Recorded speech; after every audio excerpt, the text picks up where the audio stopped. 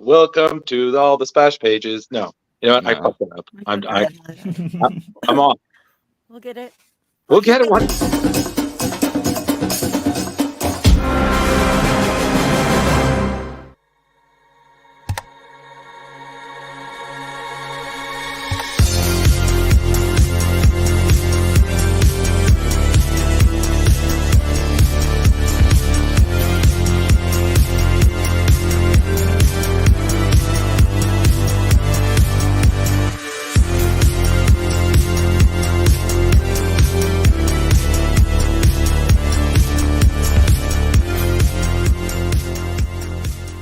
So the only thing left to say, of course, is the one obvious thing. Hey, stop it!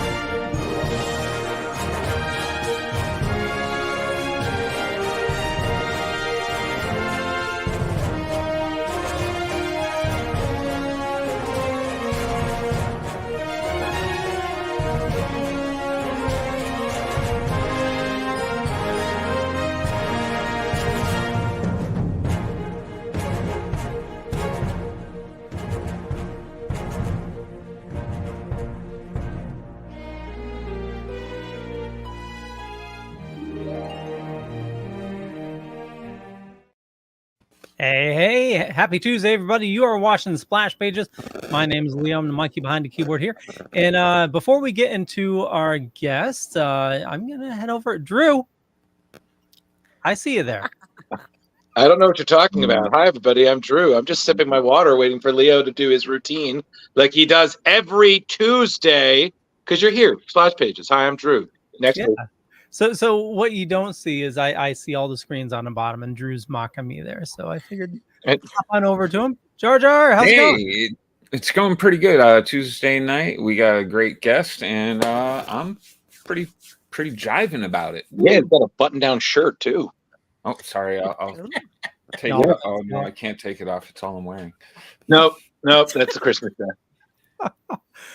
Carrie, how's it going? Going pretty good. Got me, got Ratatosker, got Hinata. We're just sitting around. You hear the purring. She's having a good night. She's happy. Nice. So Awesome. she's awesome. excited about our guest. Oh, very. Same here. So tonight, if you are a fan of Terrificon, you've definitely met our guest before. He is the dynamic voice behind Word Balloon, the podcast. He's interviewed groundbreaking writers, visionary artists in the comic book industry. Welcome, John Siuntres. How's it going? Hey, man. Hey, everybody. Man, great intro. Wow. Very impressed. You put me to shame. But I really appreciate you guys inviting me on. Thank you. Thank you. All that work to get your name down, and he still screwed it up. I right. know. Suntress, but it's all right, man. Suntress. Don't sweat it. I'm not sweated. It's all good. As I told you off the air, it took Brian Bendis more than 10 years to get my name right. So Oh, man. Stay in your lane, Leo. You work the keyboard. Leave the talking to us. Right. So everybody, if you've seen a panel the last couple of years, John is probably the guy wrangling the talent, getting the focus. Okay. He does a great job. He knows his stuff. So everybody stop challenging him. Okay. Because that's just some Thanos death. Okay. He will snap his fingers and lay you out. Okay. I'm sorry, Leo. I wanted to add on to that. I mean, you hit on something there, Drew. Yeah. You're a podcast host, but you're a huge comic book fan, and that's what I love about your panels at Terrificon is your stuff. We've seen panels where people are fumbling around and they didn't really do their research on the guest, but flashcards. You got your shit down. Like it's Mm-hmm. awesome. Thanks, man. Well, I have a Rain Man sort of memory.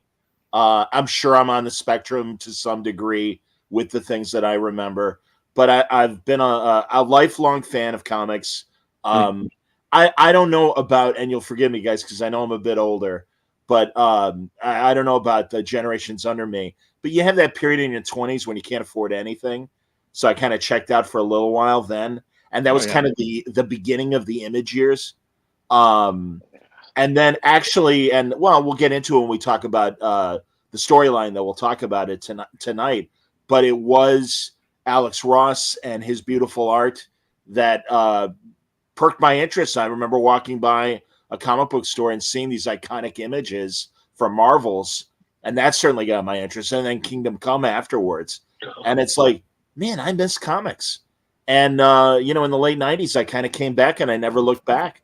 And thankfully, was there for the beginnings of Ed Brubaker and Greg Rucka and Brian Bendis and Matt Fraction and Kelly Sue DeConnick and Gail Simone and wonderful, wonderful creators. And it's been great. I'm so jealous of people with your kind of brain. You, Drew, you guys like take everything in and it gets trapped there. I take it in and it goes right out the door. I'm like, God, no, whoa. He, John, Jeremy is very modest. He, like Leo, stays in his lane with his pipe, because if we mention He-Man, this man is like, oh, well, that I have the power. And he actually did. Excellent.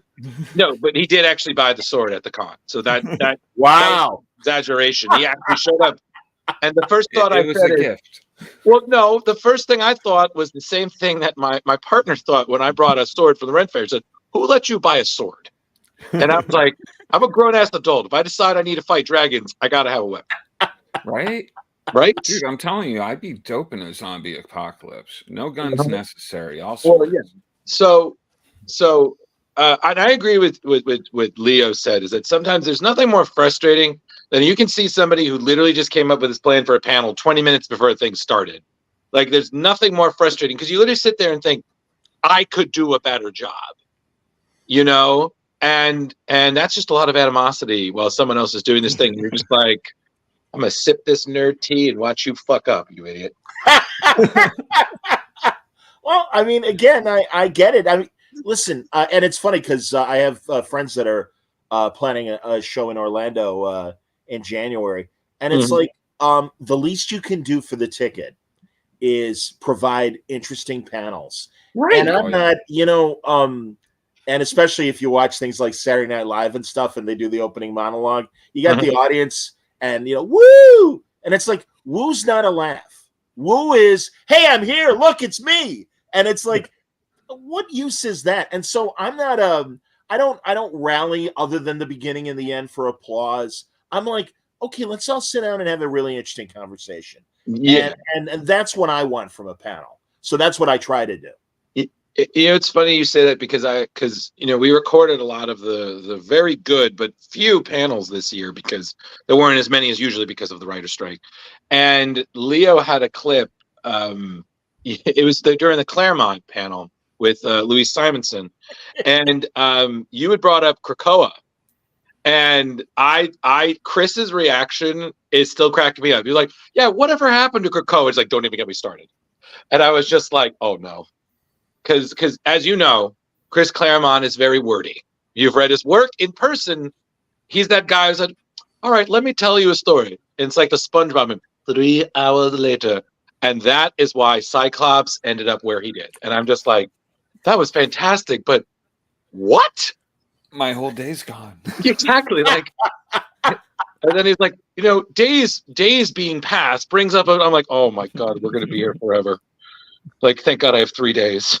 Like, it kind of was in search, the 3 people in search of an exit. Although 2 of us, me and Wheezy, Chris, you couldn't stop him, and it was so funny because Mitch wanted to give him the plaque too and everything. And I've had great conversations with Chris, and I've had Chris, just kind of take over and stuff. So I was prepared for either. And it's like, all right, just get out of the way, let the man speak. Because again, they come for them. I'm the train conductor. That's all. Well, speaking of great conversations, now your podcast, you're over 1,000 episodes right now. Yes, sir. Wow. That's awesome. 18 years. Wow. And really since COVID, I've amped up the episodes because, during COVID, I mean, we all went through this. We were all stuck and it was boring and, we were all depressed. And I'm like, all right, well, and that's really when I started doing more consecutive video rather than just audio and stuff. Oh, thanks, Henry. That's very kind. So yeah, that's I like doing this. I got downsized in broadcasting during COVID and decided, all right, let me try and do Word Balloon full time. And it's going okay. I mean, you can always make more money and stuff, but from a content standpoint, I have nothing to complain about. I mean, it's been amazing. Whoa. You make money, Leo. We need to talk about budget. I don't make a lot of money. You make some money, Leo. We need to talk after the show. Okay.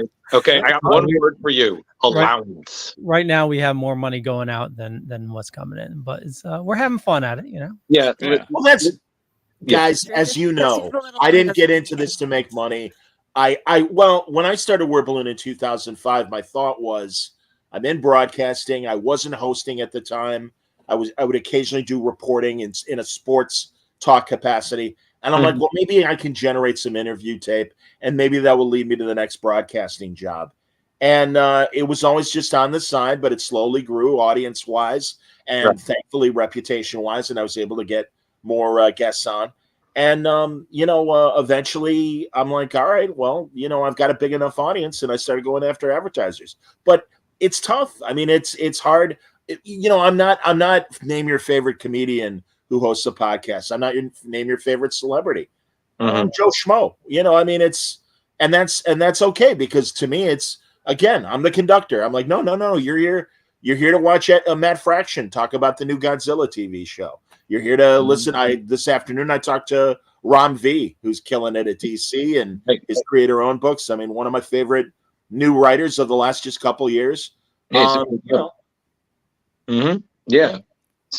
So Leo, do we keep answering or do you want to get the news done so that we can just talk about the book? Because we did read a lot of it. So I feel like we have to give it more than 30 minutes. Yeah, totally. But I just wanted to ask, with your 18 years, I know you can't pick your favorite interview, but what are some of your more memorable moments during that time?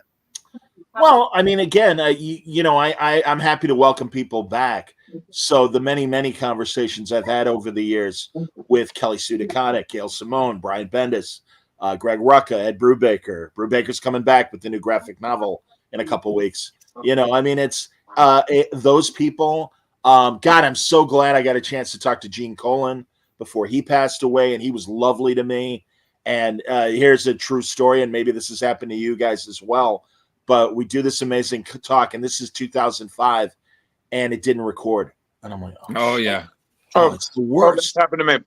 Happened to me. I was part of a podcast where we were known for having just horrible moments like that.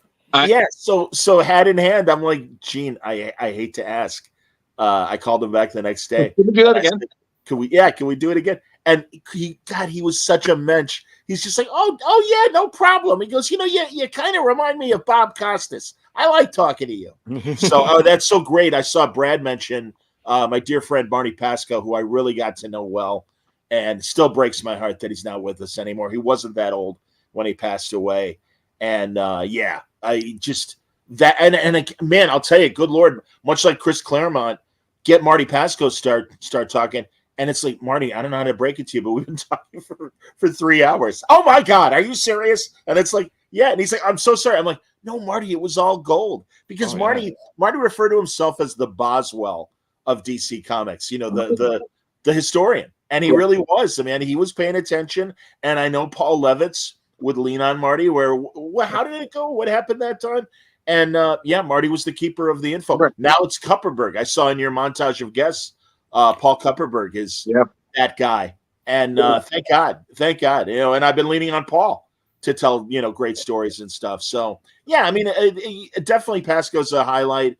I'm glad at Terrificon I finally got, after many years of teasing, an hour with Steranko.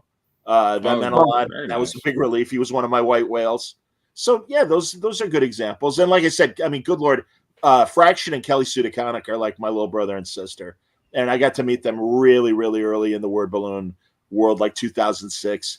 Wow. And, you know, they're just, well, and, you know, all the creators, like the fans, we're all fans. And I mean, they're very approachable. They're good. Most of my guests are very, very good people. And they love the hobby just as much as we do. And it's actually funny because I do a lot of the reaching out to guests to try to get on the show. And every once in a while, like, I'm just like, oh, fuck it. I'm just going to ask. Like, what's the worst I can say? No. And then people get back to me, and I'm just like they're like, oh yeah, no, we'll come on the show. And I'm like, I'm sorry, what? You come and yeah, what? I'm sorry. I think I blacked out. I rebooted. What did you say? Like, you know, it like you said, never gets old. And I think it's also funny because you know, again, fans, like we've read like I've been a fan of Tony for years, and we're gonna finally get him on the show. And then all these other people, and I'm like, oh my God, I've met so many people. And then now I'm like, oh, they're on the show. They're like, you're not exactly an equal, but like, it's almost like you're more than a fan, you know? And I'm just like, yeah, God, this is rad as hell. Like, well, they recognize that, thank God, the democratization of digital and the apps that are on computers.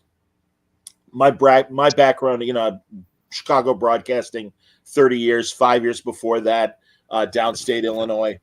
Oh no! My thought coming out of I'm based in Chicago. My thought coming out of college was, well, if I can save a couple $1,000s, I can build a home studio. And thank God, you know, with the way apps on computers have evolved, you don't need that much money. And I had my broadcast background and stuff, but the creators really appreciate the blogosphere, all the news websites and podcasting. And it wasn't a hard sell in 2005 to say, hey, I have this radio background. Please, let's do this interview. And it was a novelty back in 2005. Now I know there's hundreds of thousands of podcasts and everything, but you know, if you do your homework and you show that you can handle a decent conversation, they appreciate it because it gives them more than that little blurb in, if anyone reads previews anymore. I mean, it's an opportunity to really sit down with somebody and tell them about their book and their influences as well, and what makes those ideas percolate. And everyone, you're watching Splash Pages where things like that actually happen. If you have Jar Jar with you, you get to learn about really odd occurrences that happened at some point in their life when they were out shopping on Craigslist and ran into celebrities and things like this. He is like a bloodhound with the weird stories. Like, he's good. And they're like, oh my God, you know this? That's so cool. And we're just like, smile and wave, boys. Smile and wave. I was going to ask you, like, what do you, for interviewing, I watch tons of other interviews before I will sit down with a person. And that's where mainly I find this stuff out. Like, and then I'll be like, hey, blah, blah, blah. I learned about your fetish with number 2 pencils. I forget who had that, but there was somebody that had some crazy thing going on with number 2 pencils. And they seemed so shocked by it. And I'm like, no, really, you said it. Right. But what do you use? Is it just like, you know these people, so like, bam, all that you've read about them, you get to know them after a while. And I'm cool with reading interviews. I don't know why. I guess it's a broadcast tick where I do try to avoid other podcasts and vidcasts that do interviews, because I think I would subconsciously be like, oh, you know, I saw you on Splash Pages and you said XYZ. Not that I wouldn't want to promote what you guys do. Right. But I just feel like it's in my case, sometimes it's the way that I speak. It becomes it's the Chris Farley show. Remember, you did that thing and that was really cool. And I just have less security in myself to frame it in, I heard, you know, or Johnny Carson, you know, somebody backstage told me you do whatever. And it's just, you know, I don't know. So I guess and also I let the conversation happen. I give you guys credit because I really worry about a multi-host setting where Leo's going to ask and go, well, how'd you start writing comics? And the guest says, well, I was in jail for 10 years because of manslaughter. And while I was there, I decided to start a writing class, and I did. Whatever. And then, no disrespect when I say this, but then you go to Jar Jar and it's like, so what's your favorite color? And it's like, no, wait a minute. We got to talk about the manslaughter thing. Hold on. I don't want to drop that. So I would worry being in a group situation. And it's something that I've noticed on some of my friends who started podcasting when I did, and when they would do interviews. And it's like, all right, note to self, always be listening. Always be listening. Do not let an errant thing go by. So, but that's great, man, that you do that, Jar Jar. I think that's great. Oh, he writes his stuff down, John. He has a notepad. Yeah, I have a little notepad that I ask questions off of. Yeah, I'm old school. I write everything down. No, that's smart. And I did it when I was in sports. I guess because I read this stuff, and again, the weird memory that I have, I'm like, all right, I like winging it, and I just am comfortable having done broadcasting for so long that it's like, let's just have a conversation, and if I miss something, I miss something. God, I was talking about to Ron today, and I totally I wasn't paying attention. I didn't know about his food comic that he does for Boom. And right now, I can't remember if it's Real Flavors. I can't remember the title of it right now. I have no idea. I'm like, tell me about that. That's great. Larry King was one of my interview models. Jon Stewart's certainly one of my interview models. The great Terry Gross, Public Radio, Fresh Air.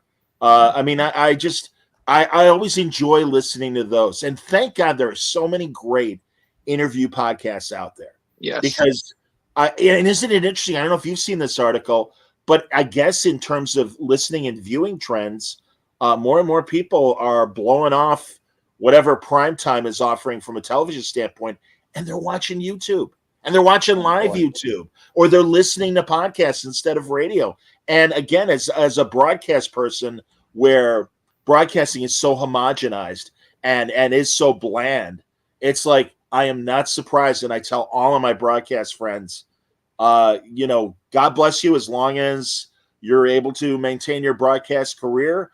I'm not saying I'm done in broadcasting. I have no idea what's happening, but I also know that being a man that's in his late 50s, I don't know how, and also frankly, being a white male, I don't know if we have enough of those in television or in radio and stuff. There's too many, and I recognize that, and that's fine. Because we should have more voices. We should have more inclusion and diversity. That's great. But by the same token, I'm not going to head out to pasture, and that's why I'm glad I've got Word Balloon. Yeah, no. But before we do the news, I have one question. So you mentioned Chicago, and I'm sorry, the one thing that pops in my mind, no matter what, because I also am a fan of classic SNL and certain periods, not as much modern.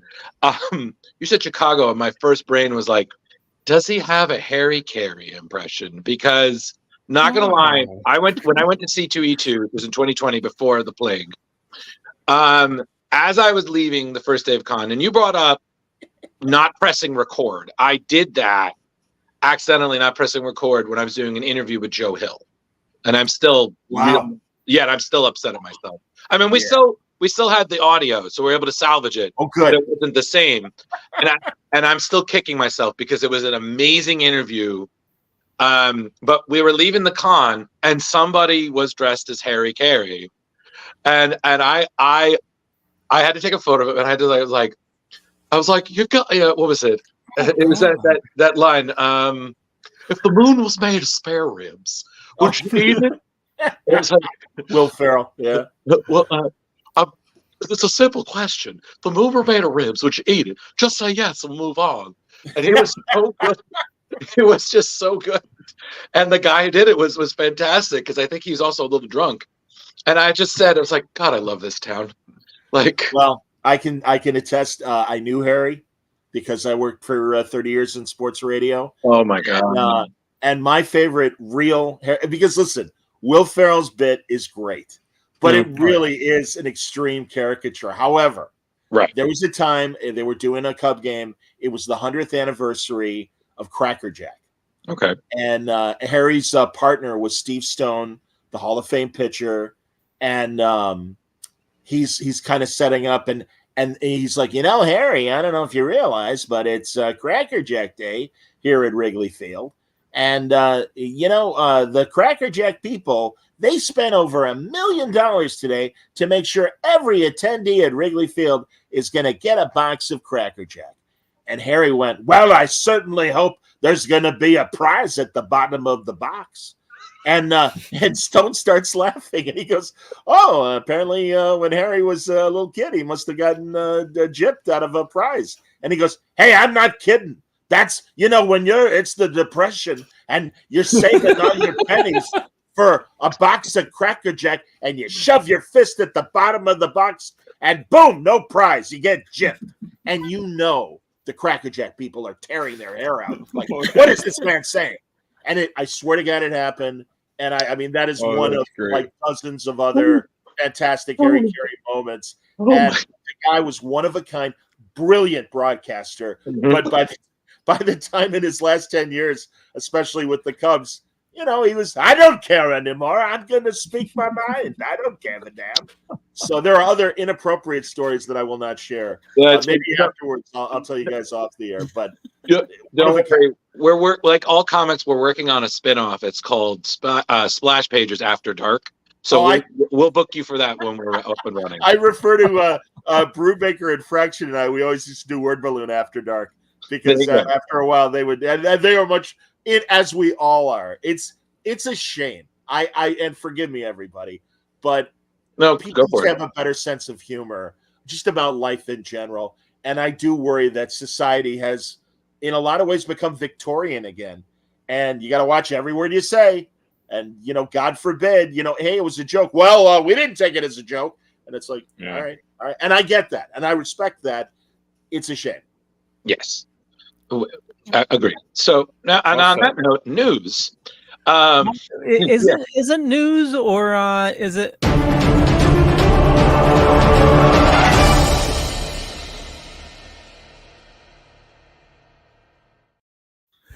You forgot about Variant Watch. Variant Watch. It's part. Yeah, and Jar, you're on. I'm on. You can do this. If I want to see what picture's up first, there's only 2. So, all right, we're going with the first one. All right, so Marvel Comics just showed off a cool new cover that you're looking at right here, done by artist John Tyler Christopher. Mm-hmm. You may know some of his work as he does a lot of these negative covers, but he also did like all the action figure Star Wars covers. That were really cool.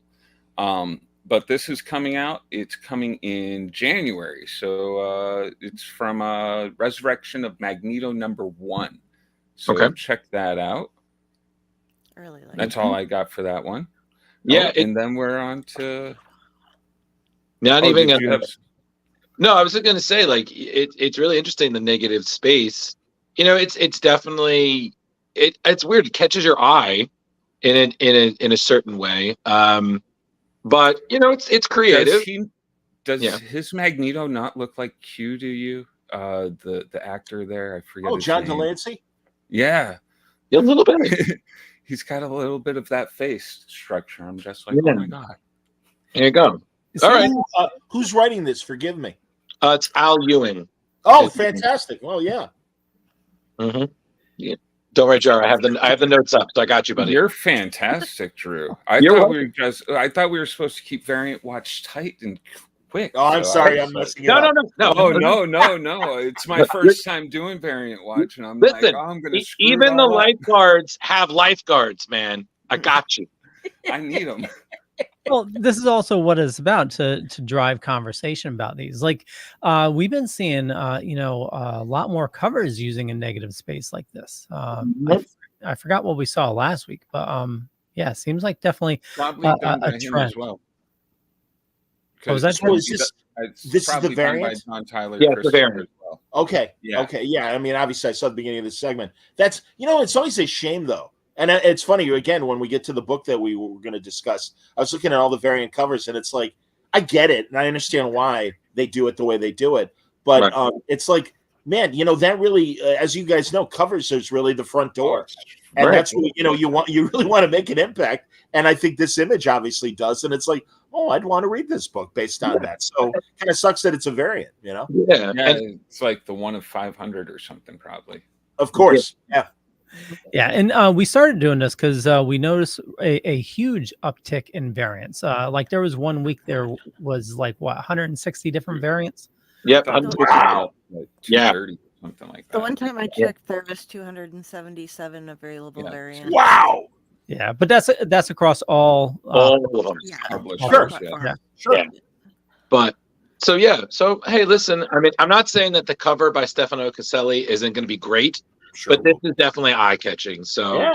but speaking of eye catching, Jar, Carrie loved the I know. next cover. Well, the artist I love. I can't wait for. I may even pick this up just if I can. Marvel Comics just revealed Ghost Rider Final Vengeance #1 by artist Greg Capullo. Hopefully, I'm saying that right. I always screw You up are. his last name. Mhm. All right, yeah, fantastic. The comic starts in March and created by writer Benjamin Piercy. Oh, I love and that. Danny Kim tells a story where Ghost Rider's powers get into the wrong hands. Now Johnny Blaze has to go on a big adventure to become Ghost Rider again before the new owner uses the demonic power for something bad. Capullo's variant for the first issue shows Johnny on what Marvel calls the final ride. Yeah. That's That is beautiful. sexy. Mhm. Yeah, Carrie, another poster for your wall. Yeah, I'm He's not coming even back. really a Johnny Blaze gal, but damn, Mm. that's nice. Are you more Now- of a Danny Ketch person, Carrie? She Yeah, 100%. Danny Ketch. The first comic I ever read was the Creepshow comic when I was a kid. They had it in the library, but the first comic book that I went out and purchased, I was working right next to the mall, and I went from my restaurant and I sat at the comic book shop and I saw this glowing skull hanging there, and I couldn't afford that, but I started reading the Danny Ketch Ghost Rider series, and then I got to meet Howard Mackie at Terrificon and Oh, interview great. him and hug him and have him on this show, and so yeah. It was- He's a mensch. I love that guy. Yeah. She wrote a song about him, John. It gets way deeper than what she's Danny telling Ketch you. song? Yeah. No, I- for Howard no, I- Mackie. Howard I Mackey's didn't- song even better. Well, I was writing to him. I had Mackie the Knife, and and he was like, "Oh, I like that song. I love Mac the Knife." So I wrote a whole song for Mackie Howard back in town. Yeah, absolutely. Mackie's back in town. Yeah, because I'm with you. he was rewriting Danny Ketch again. So yeah, Oh, that's great. Yeah. it's like, yeah, I'm not going to break into song. Okay, going on. So, This is not the musical. not yet. We're very song prone here. John, if you ever want that, me and Jar do a wonderful rendition of the Muppets Phenomena song. It's a phenomenon. No. What? Well, no, we're not doing a sequel, No. Jar. Not No. today. No, not today. We got John here. Okay, I sequels don't work very well, anyways. that's true. Also, but that's sad that that's actually accurate. But the other thing is, Jar, we have me and John, so that's double trouble right here because I feel like me and him are very much on a similar level. So you're like, oh god, there's two of them. Jesus. Well, I can't wait until we start talking about the book because I'll just be able to sit here and like suck in all of you guys' knowledge. It's fantastic. Well, Carrie, I'll let you know too in sports radio, and I noticed my buddy Sal is watching Abenanti. I did many parody songs for my sports radio station, and that was like I was the least sports-minded person at the station. I played radio, so we do a lot of comedy sketches and a lot of parody songs and stuff. So I'm with you. Yeah, Drew and I go back and forth with a lot too. Yep.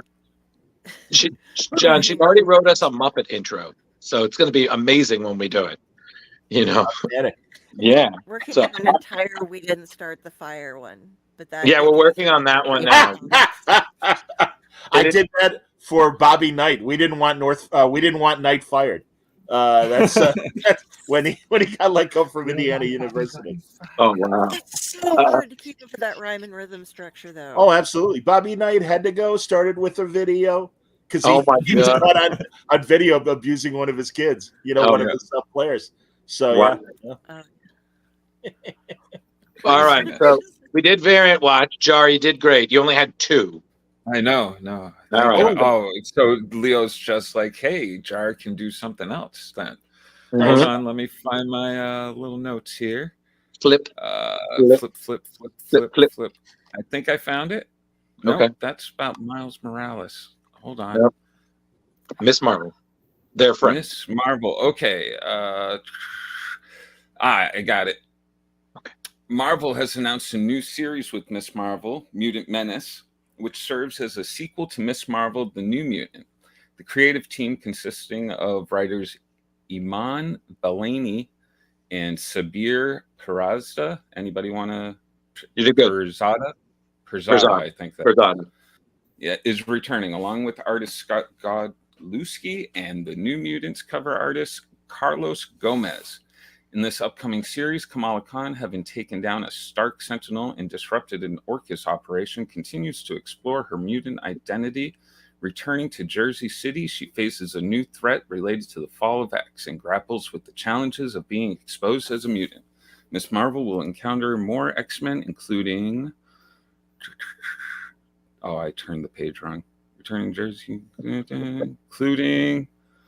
iconic villains and reunite with key supporting characters.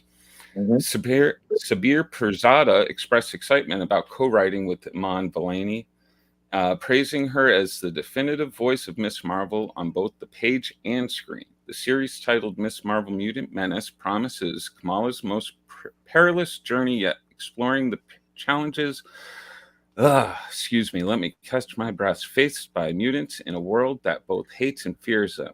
The description teases the difficulties Kamala will encounter as she embraces her mutant and X-Men identity, questioning whether her community will stand by her feet.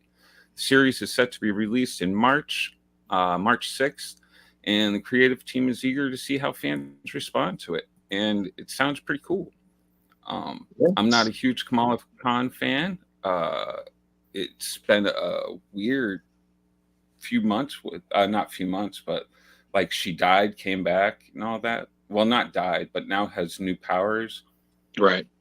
I think it's kind of smart what they're doing to match it up with the series, but I don't know. Well, also to bring her in, because she is such a comic geek as well, like, it's hilarious hearing her banter with Kevin Feige. She said something like, she'll let him believe that it's the 616, but it's not, or something like that. Yeah, well, it's awesome. Well, the thing that I always respect, like, again, I have my mixed feelings about Kamala, how she's portrayed in the comics, because sometimes the fangirlness is a little much, and then sometimes she gets a little too dark. So it's about finding that balance, which is true of every character. But again, no matter how I feel about certain direction of the MCU and such, I really do respect Iman, because I remember seeing that photo that she had dressed like the character for Halloween, like in 2012, and now not only is she the character, and she's also writing it. I mean, I was like, what fan goals, man? Like, go, girl. Like, that is just amazing to be, you're admiring the character and suddenly you're her voice and you're her portrayal. And I'm just like, that is just so goddamn inspiring, Just 100%. go, girl. Yeah. That's all I can say. Like, keep it up. We at Splash Pages support your dreams. As does Word Balloon, indeed. Yes, indeed. So keep it up. And yeah, come on. No, when you find out a celebrity is a massive comic book fan, and Kevin Smith obviously had his run. Seth Meyers, massive comic book fan. It's great. And again, they get it. I mean, I mean, comics aren't for everybody. We all understand that. But thank God, the current generation grew up on this stuff, and they do justice to the material. So that's great. Yes, totally. One of the people I want to interview sometime, Method Man, huge comic book fan. I'm just which shocks me. I'm like, oh wow, you collected comics? Yeah, man. You weren't bullied for that? Yeah, damn man. Bastard. Yeah, listen, Wu-Tang Clan ain't nothing to fuck with, my man. Like, even that RZA's huge comic book. Oh yeah, DMC. is also a big comic fan. Yeah. 100%. So, all right. So, Miss Marvel coming back at you. March 5th. Yeah. So next item we have, Image Comics has an exciting announcement. Yeah. New comic series called The Cabinet. It's coming in February. This series crafted by the creative team Jordan Hart, David Ebeltoff, and Cheria Raimondi, which I got that wrong. Chiara. Okay. It's a supernatural adventure set in the 90s, way back last century. That's last week, you mean? The Cabinet revolves around two main characters, Avani, an Indian American teen, and Trent, a Midwestern jock. They embark on a thrilling mission to gather mysterious relics by teleporting across the post-Cold War landscape.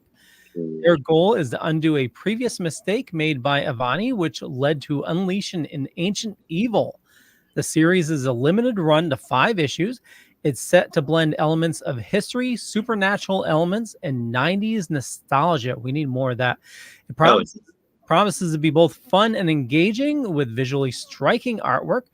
And the twist should definitely watch out for The Cabinet coming in February of 2024.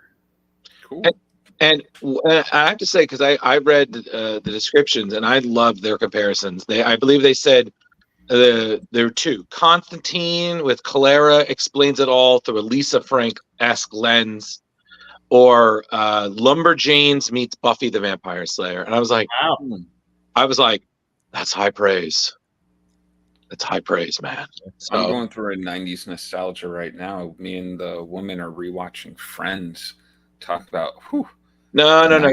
You haven't hit it. Talk to me when you're doing Blossom, my man. Blossom. I think I could redo that one. Yeah. But listen, I honestly, this sounds super cool. 5 issues. Like, why not? I mean, honestly, Image is just killing it with these great, fresh new stories. I mean, honestly, it's so cool. And honestly, why not? This sounds fucking cool, man. So, more power to you. That's all I have to say about that. What about you, Carrie? Do you have anything? I kind of figured this might be something you'd read. Oh, yeah, definitely. This is going to be on my reading list. And those outfits, like, if you had a lot more black to them, that's kind of what I dressed like. Like, I had the ripped jeans with the shorts with the long leggings and tights and everything going on in different layers. But she's a little bit more preppy than I was, I think. But, yeah, I had all the torn stuff going on. And So, February 14th. So February 14th next year, The Cabinet. Okay. I was going to say, well, you know me, I dressed like a Highlander in the 90s, so we won't go there. Oh, the mullet. Highlander with a ponytail. We're so proud of him. Yeah. Yes, that's true about Bill Bixby. The Incredible Hulk used to direct Blossom, the great Bill Bixby. You're right, Kevin. God, I didn't know that. That's awesome. Oh, he was great. It was so tragic. I want to say he had some sort of bone disease that unfortunately cost him his life. But I mean, I'm a Bill Bixby purist. Not only the Hulk, but hell, my favorite Martian, for God's sake. There you go. Sorry. Go ahead, Drew. Oh, go for it, Carrie. No, go, Carrie. My comment is whenever I hear his name, I remember this game we used to play called Botticelli I remember this game we used to play, and I can't remember the name of it, but you'd say names and you had to go around and like say the letter of the whatever their last name, and if you got a double letter you could do it, and so you reversed it, and so it'd be fun because it'd be like Bill Bixby, oh yeah, Bruce Banner, right? So you like always throw that one. Matt Murdock. Yeah, thank you, Stan, for all the alliterative identities. Really, 30 years? Yeah. Well, Gary, I'll beat you there. Fing, fang, boom, boom, bam. Next. Next. Fearless Fosdick from Little Lamb. There's a double. Right, hey, sex criminals. Yay. John. Yeah, I get to have you just had Fraction on again. So we're going to start talking a little bit about Chip here. Mr. Zdarsky has been teasing us for quite a while now this year. in his September 27th Substack newsletter, he wrote this huge exposition about the creation behind Sex Criminals and how he was like, Matt was just getting done kind of writing at Marvel and Chip was tired of working in the newspaper, and a random email got them together and they made this, what was supposed to be an absolute dick joke of a comic that turned into a really actually deep and very cool comic involving relationships growing up. The questions and answers sections, like, I learned a lot, and it was actually, this is the first comic that I was on splash pages for. So they give me all this whenever it comes on. It's awesome. And so since this was the 10th anniversary, if you sign up by Substack, by the way, go to Chips at Arcee's Substack, get on the newsletter. You get issue 1 PDF free if you can go back to the September 27th. But so they are going to be putting out some new stuff. We don't know what it is yet. He has not told us, but there's going to be something going on. Now, and this is something I'm going to ask you about because you know them better. There was talk back in 2015 about Sex Criminals getting a TV show, which got shut down. But it said that I discovered that earlier this year, Matt and Kelly Sue signed an overall deal with Amazon Studios, which would include Sex Criminals and DeConic's Bitch Planet, which is also from Image Comics. Now, do you know, is that going good so Matt far? hasn't revealed any You don't have specifics. any insider? That said, though, my God, both of them experiencing such incredible success. Kelly Sue doing that Vegas show that's like Cirque du Soleil, and I don't remember the name of it, but that gave her a lot of buzz. Plus, even prior to that, they both were doing great stuff at Universal. And Matt is, I mean, my God, Monarch on Apple TV is so great. And I'm Monarch's awesome. like I might have said it earlier. They're like my little brother and sister, and I just am so happy for both of them because they're incredibly talented. And I know Monarch is just one of these buzz shows right now, rightfully so, and that's going to open a lot of doors for Matt. And my God, Chip, you know, we love his art, and then we've discovered what kind of great. I mean, and shame on us or me because he was already writing his own comics and stuff prior to teaming up with Matt. But everything he's done at Marvel, everything he's done at DC, he is so great. And talking to Rob today kind of put it in my brain where I'm like, yeah, it's been a few months since I've talked to Chip. I got to get him back on the show. So no, I someone had asked me as well, or asked us, Matt and myself, about the possibilities of the future of Sex Criminals. He mentioned what Chip has revealed on Substack, but I think it's a foregone conclusion, especially given the success of The Boys on Amazon, that they would be willing to go there and have something as fantastically controversial as Sex Criminals. Absolutely. And Chip really in the hugely long. I was going to read parts of it, but I'm not going to go through it. Except that when they were in Toronto, he read erotic poetry dressed up as Garfield on a stage, and Matt got his nipples pierced live after doing it. Of course, there are they pictures. did. There are pictures. I'm not gonna have people. That's fantastic. Knowing them both, especially Matt, doesn't surprise me at all. Yeah, but he credits this with his, like, this is what made him an actual comic book artist. He said that the 10-year anniversary of this is the 10 years of him actually being what counts as a comic book artist. So there you go, Leo. More recent, you love Chip's stuff with Batman, so you're just gonna have to. Yeah, they yeah. Leo. Good wording. I won't go into it, but watch it. John, have you read Gotham War? Oh my God. Oh yeah. Oh, absolutely.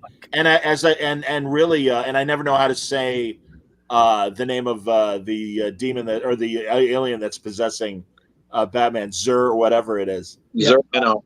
There you go. No, it's a great story, and in fact, that's talking to Ram today. You know, he started his next post Gotham War story arc and everything, and I love what Chip is doing. And they're both such distinct books, Detective and Batman right now. But no, yeah, Chip's the man. And really, I mean, my God, great Daredevil run as well.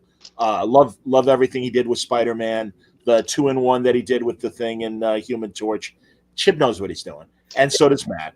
And yeah, I really, I have nothing but good feelings about these people. And yeah, I met Matt through Chip, or rather, I met Chip through Matt. And yeah, Chip's amazing. I absolutely loved his failsafe and Batman of Gotham. Gotham War kind of lost me, but I'm really excited to read 140, which dropped today. So Yes. yeah. Yes. Oh, issue 140 comes out today. Yes. Yeah. Yep. All right. So next. Yeah. Chemdog says Gotham War got better as it went on. Okay. Okay. Leo would disagree. Yeah. So moving on to Oh, look at this. story. I am super pumped by this. Everybody knows that this is one of my favorite seasons. I mean, I'm wearing a Ghostbusters holiday shirt there. Nice. Yeah, thank you. I'm very proud of this.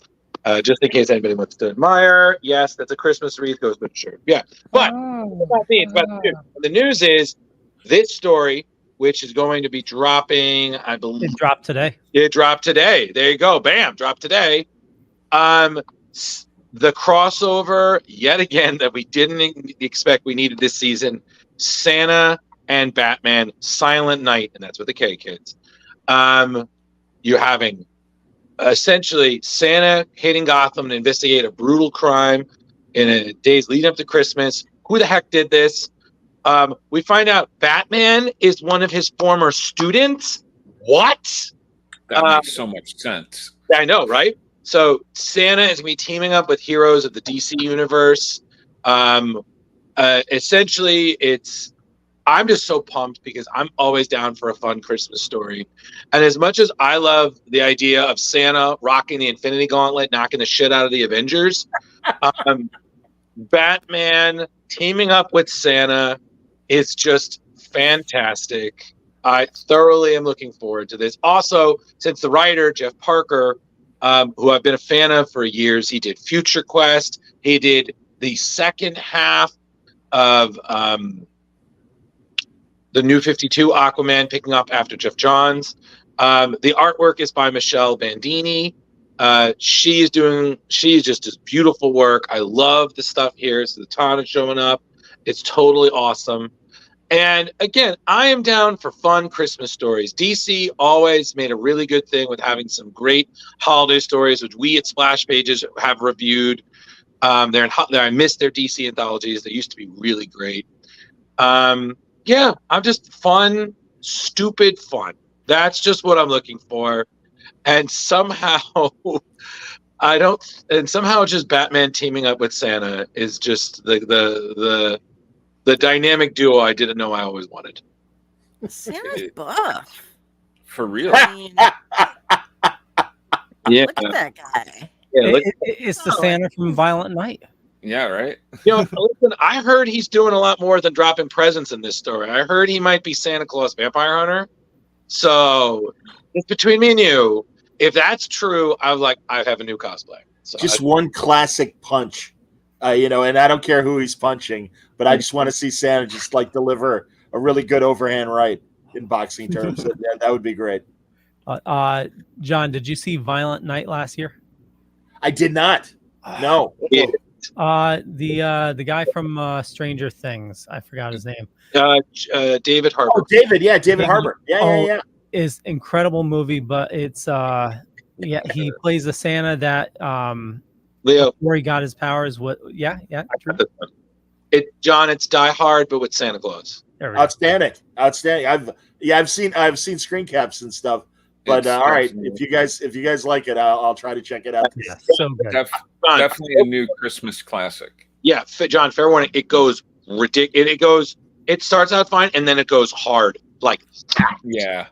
You're just like, what? I thought it was supposed to be a horror story too when I watched it. Yes, so did I. Nope. Gladly, it wasn't. It was Santa Claus kicking ass. Basically, I was just like, "Oh, Santa!" I was like, "Okay, all right." I feel like David was like, "Oh, thank God, I can't take another flop like Hellboy." Yeah, what are you gonna do? That's all right. And I just did it. All right, I know, but check this out, guys. If you want a little fun in your stocking, and if you don't, coal, tons of coal. Moving on. Yeah, and at your LCS today. Indeed, check that out. Definitely. All right. Well, good excuse to talk to Parker. There you go. Jar Jar, this is you, buddy. Oh, this is the Spider-Man Miles Morales 300th. So over 12 years, Miles Morales has evolved from a small concept into a cultural sensation, finding success in comic books, video games, and now the big screen. Marvel Comics, the metaphorical hometown of this iconic character, is gearing up for a major celebration in 2024. With the release of Miles Morales Spider-Man number 300, this will depart from the expected issue 18 in March, which underscores the magnitude of the occasion, marking the 300th installment of Miles Morales' solo title across various volumes and titles.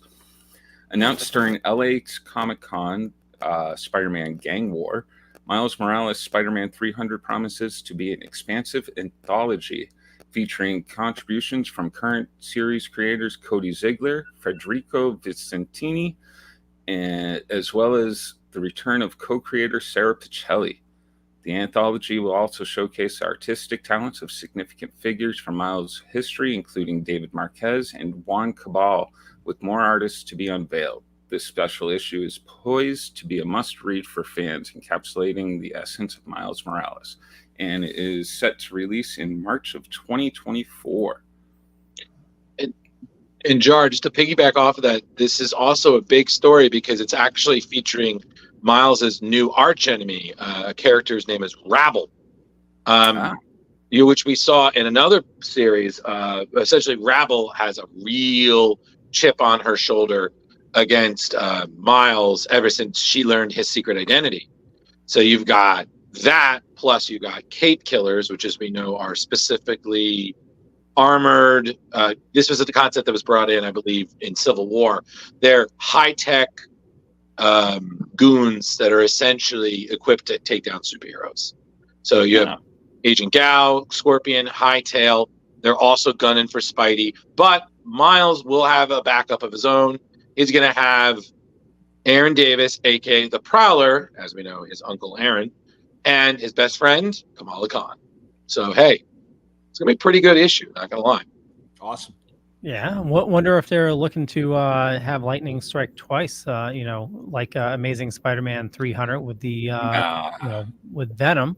Maybe this is another. They'll definitely have that variant cover, but I'm hoping. Well, it'd be nice if they dropped a Venom or something new. Well, I mean the introduction of a new character that goes far. Yeah. Well, we never know, but. We've talked about this. I still find it really amusing that they'll do this. They'll always start, a new series, number one, and then we're going back to the regular legacy. Legacy numbering.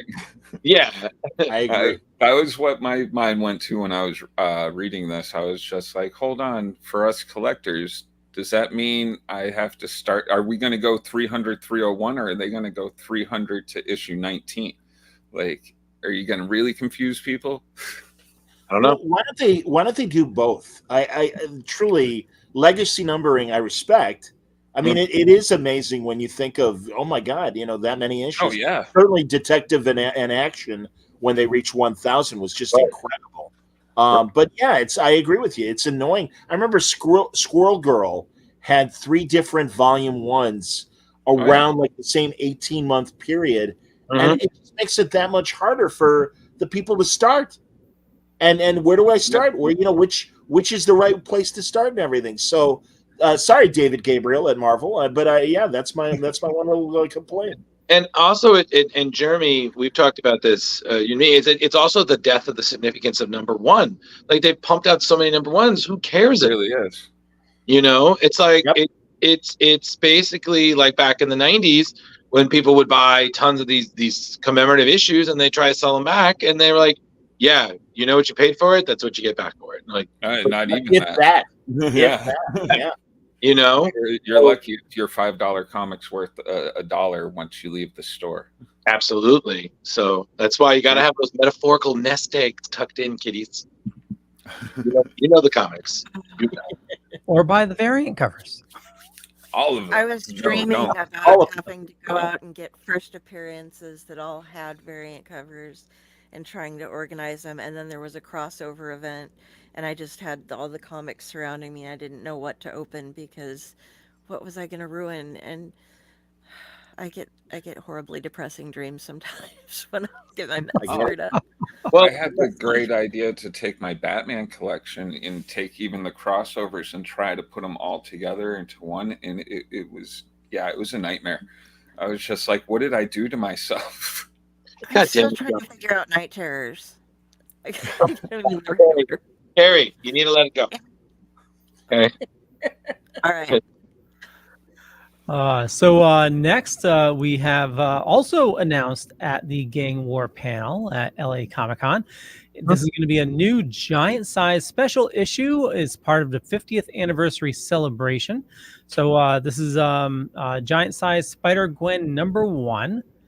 And this time is spotlight on Spider-Gwen, the story crafted by writer Melissa Flores and artist Alba Glez, unfolds in Spider-Gwen's native dimension, Earth 65, where she confronts new threats, including a reimagined Doc Ock. The issue features cover art by Brian Hitch, which is shown. Melissa Flores says working on Spider-Gwen Smash and helping Gwen Stacy find her footing in her home dimension was a fantastic experience. The chance for future explore those dynamics in a one-shot was exhilarating surprise, and which she didn't anticipate. She wasn't ready to say goodbye to Gwen or Earth 65 just yet, and she's incredibly grateful that now she doesn't have to. So in Spider-Gwen Smash, we're helping Gwen Stacy settle into her home dimension in Spider-Gwen Smash. It was, let's see. Oh, I missed myself. Ah, crap. Wrong notes. Okay, forget me. Comes out March 6th. Okay. I'll always kick myself because when Spider-Gwen first came around, I was just like, this will never catch on. Gwen should be dead. It was the death that mattered. Blah, blah, blah. God, I was so wrong.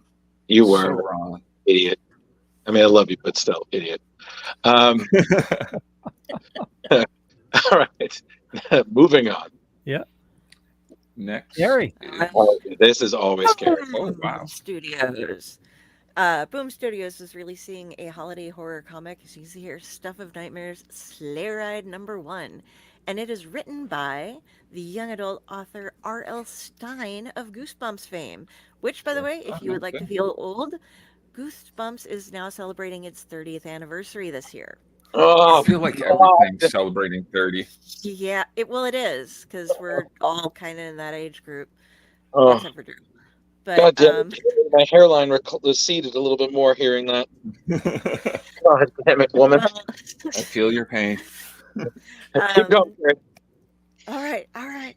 R.L. Stine, he's going to be joined by artist Pius Bach, a Lithuanian comic book artist who has worked with Boom Studios on such comics as Eat the Rich and The Magicians, and House of Slaughter colorist Francesco Segala. In this story, the Nightmare Keeper brings us a tale following a mall Santa who discovers that his profession is dying, and as he's swallowed up by insanity, he decides that his career won't be the only thing that's dying this Christmas. And this will be released on December 6th. And interesting little side note, I got this from Raz, actually, right as I was doing some research for the show. He knows R.L. Stine and has a bunch of information about him, and this was what I thought was the best thing was his son never read any of his books, but he would ask his dad to include his friends' names in them, and later he found out that his son had been charging his friends for it. So That's funny. Okay, so that's the way to do it. Okay, I want to say though that this is my favorite cover of all of them. This is by Francesco Francavilla, who, as we know, did those superb horror themed covers for Afterlife with Archie. I mean, he's done other things as well, but my God, I mean, he just does such a good job with these covers. I mean, look how fucking spookily that shit is. Like, Jesus. I love that guy, Francavilla, and you can immediately tell because he loves orange. There's always and he uses it well. I am not saying that as a slight in any way, but I love his color palettes that he uses for his art, and he's amazing. Absolutely, but yeah. So Carrie, we just I think we just assume anytime it's a horror story, we're like, well, that's gonna be Carrie's. Yeah, pretty much at this point. What is he riding? Rudolph the Red-Nosed Zombie Reindeer. Yeah, zombie reindeer. Yeah. Oh boy. Or it's a person just with reindeer antlers. zombie with Zoomed reindeer on, antlers. Yeah. Oh Yeah, god. they're tied on his head. Oh my god. They made Rudolph into a gimp. Oh god. Back in your box. And I believe this is our last news item. Up is Drew with Ghost. Yes, super pumped to go over this. Ghost Machine, everybody, has added a new creator, and it's a big one. Ivan Reyes, who, as we know from his work on DC, Blackest Night, Aquaman, to name a few, has officially become the 10th creator to join Image Comics' Ghost Machine.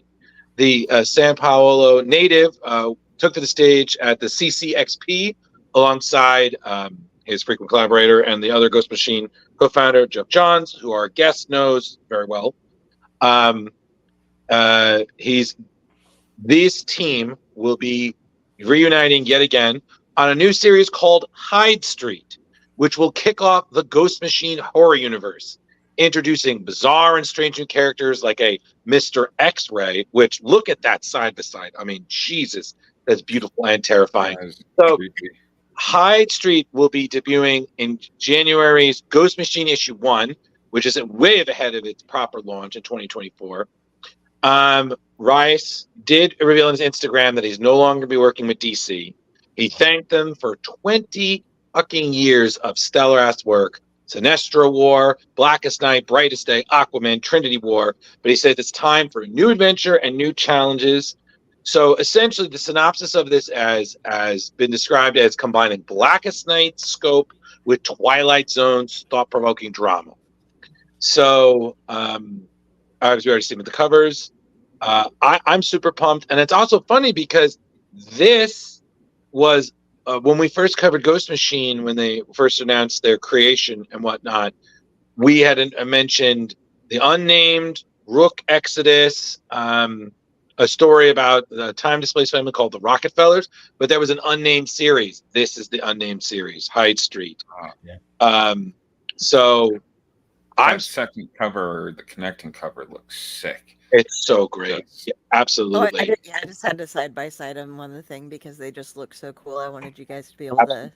So we look at basically the preview, or at least the nice little intro to Hyde Street in the 64-page Ghost Machine issue 1 that goes sale January 24th next year. All Ghost Machine main titles will start shipping April 2024. So everybody, go to your LCS, pre-order, get on this. This shit is going to be lit. I'm good. Unless you don't order, and then we're going to be like, what happened? Don't be a German. Don't sleep on this. Oh, I won't be sleeping on that. More artists should be, or creators of some sort, to be joining Ghost Machine, right? I think we're. Oh, I'm sure. Oh yeah, no, they said more.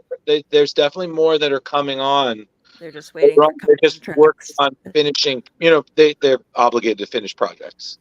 Yeah. But so what a time, man. You know.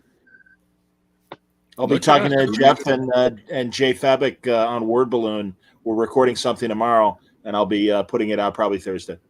Nice. Oh, nice. Big fans of that. Well, that concludes. About it. News. Sorry, what was that, Carrie? I was just fangirling. Sorry. Oh, okay. Fangirl on, girl.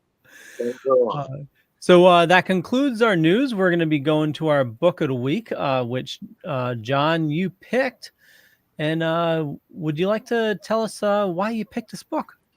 Sure. JSA, the Thy Kingdom Come story arc that, as I was telling everybody before we started, I thought was only 6 issues. I didn't remember how many issues it was. And it's many. And a couple of annuals as well. Kingdom Come, as I said maybe earlier, Marvel's and Kingdom Come really brought me back to comics. And the Kingdom Come story and Superman's story in particular in that always fascinated me. It's the closest thing after the post-crisis world did away with the Earth 2 Superman, although he came back obviously in Infinite Crisis. I think it was Infinite Crisis. It was Infinite. You're right, All John. right, he's the first hero, and I always felt that it was a shame that they got rid of him because he was the inspiration for everybody, literally and figuratively. So the closest thing we got to that was this unfortunate Kingdom Come Superman, who the world passed him by. His type of moral codes have passed him by. If people remember the Kingdom Come story, the Joker goes to the Daily Planet, kills everybody, including Lois. Yeah. Superman adheres to his code, brings him to justice, but it is Magog who, it's kind of in that Lee Harvey Oswald sort of way, on the steps of the courthouse, kills the Joker and is acquitted, and because the public approves. And it's like, yeah, it's about time.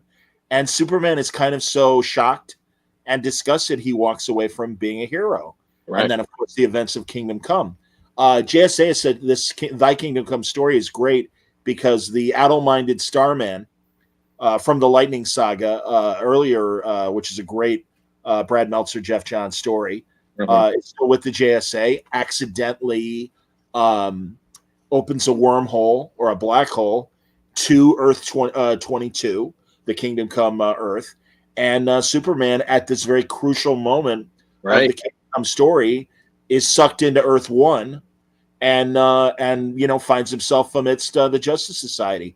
And all these great images of Earth 22, Kingdom Come Superman, you just see the weight of his world on his shoulders. And that wonderful, especially the Alex Ross cover that you showed earlier, just that almost regret. And there it is. Yeah. That's just a classic Alex Ross pose for this and the Golden Age Superman. And it's, again, you just see the weight and the burden of things that happened that he feels were maybe partially his fault. Right. It's this great side story that I think just fills out the whole Kingdom Come story that much more. And it's a wonderful exploration of where the JSA was in this period, where they were the teachers of the DC universe. And so many young heroes get their start in this story arc as well. And they have wonderful individual stories.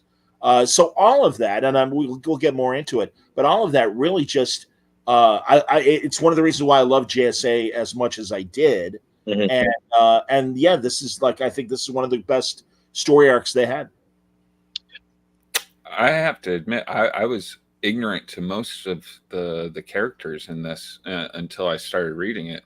It was great to get some Golden Age heroes put into my mind. I had so much fun.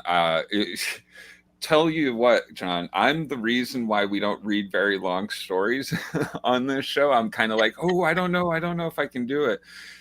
This, though, it was, I think, somewhere close to 18 issues or something like that. You blew through it, man. Usually I really did. We have to pull teeth just to get you to read 8. You're like, I'm telling you, I was having fun learning about the different characters.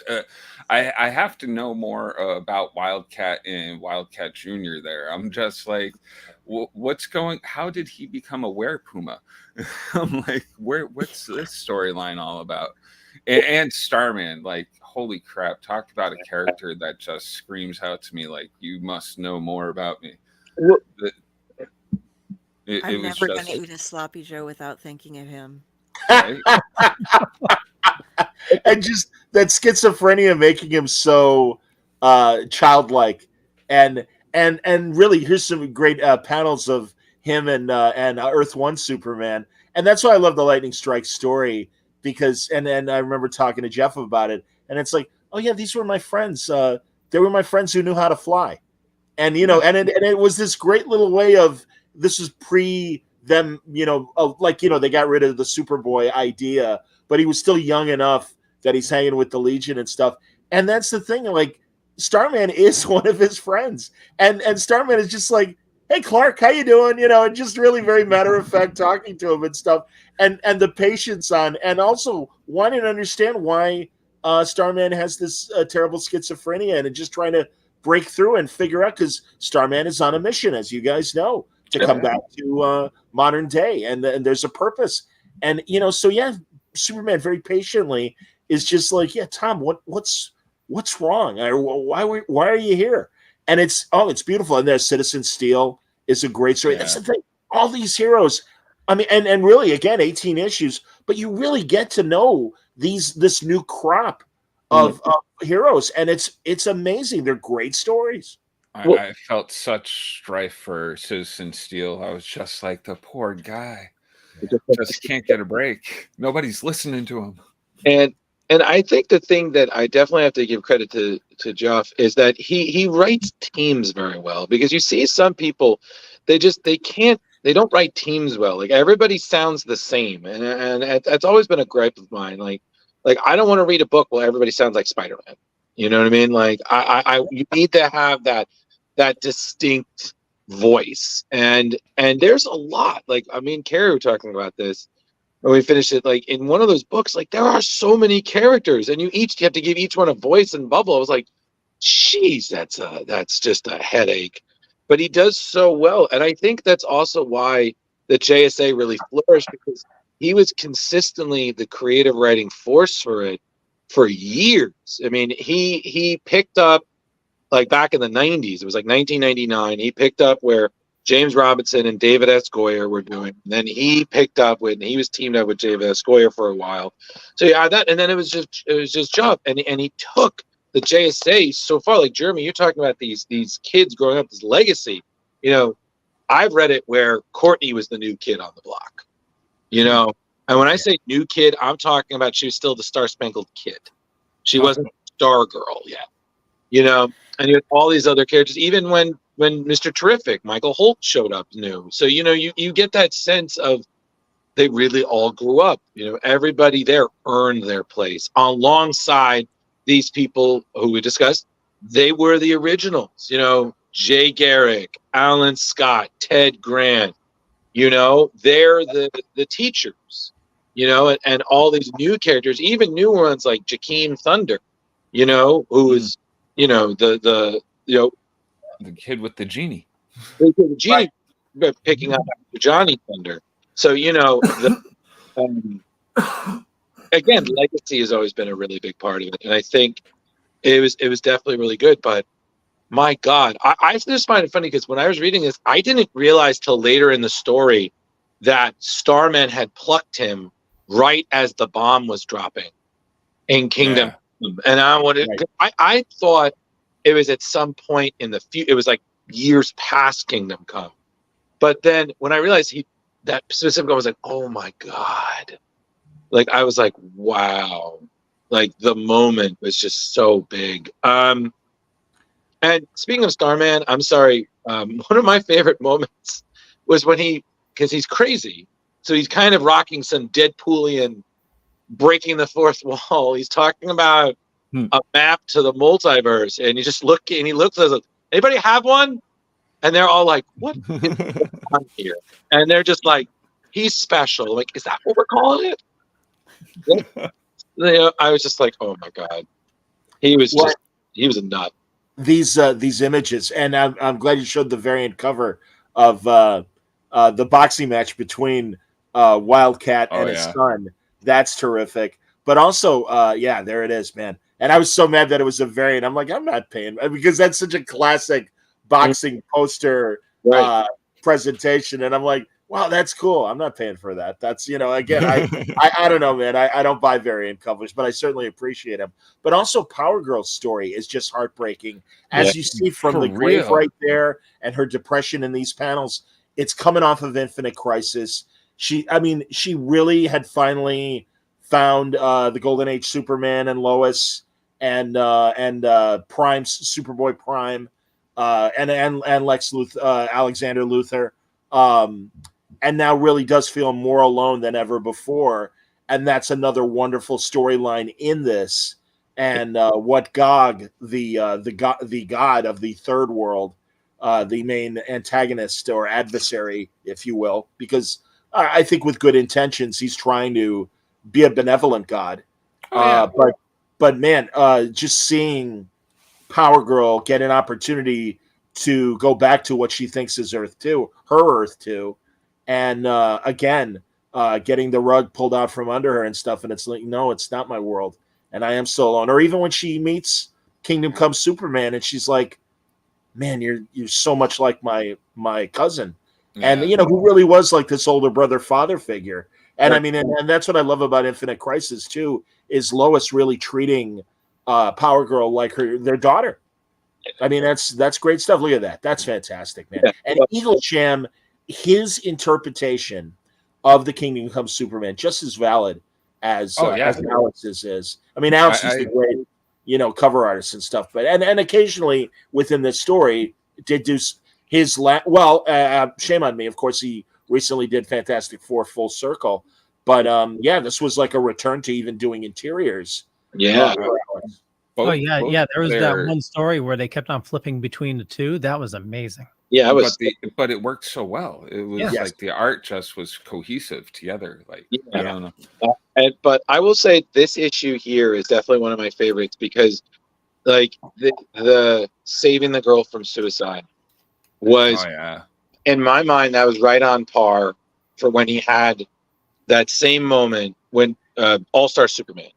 You had that same moment. It's essentially almost the same story, but it still hits just as strong.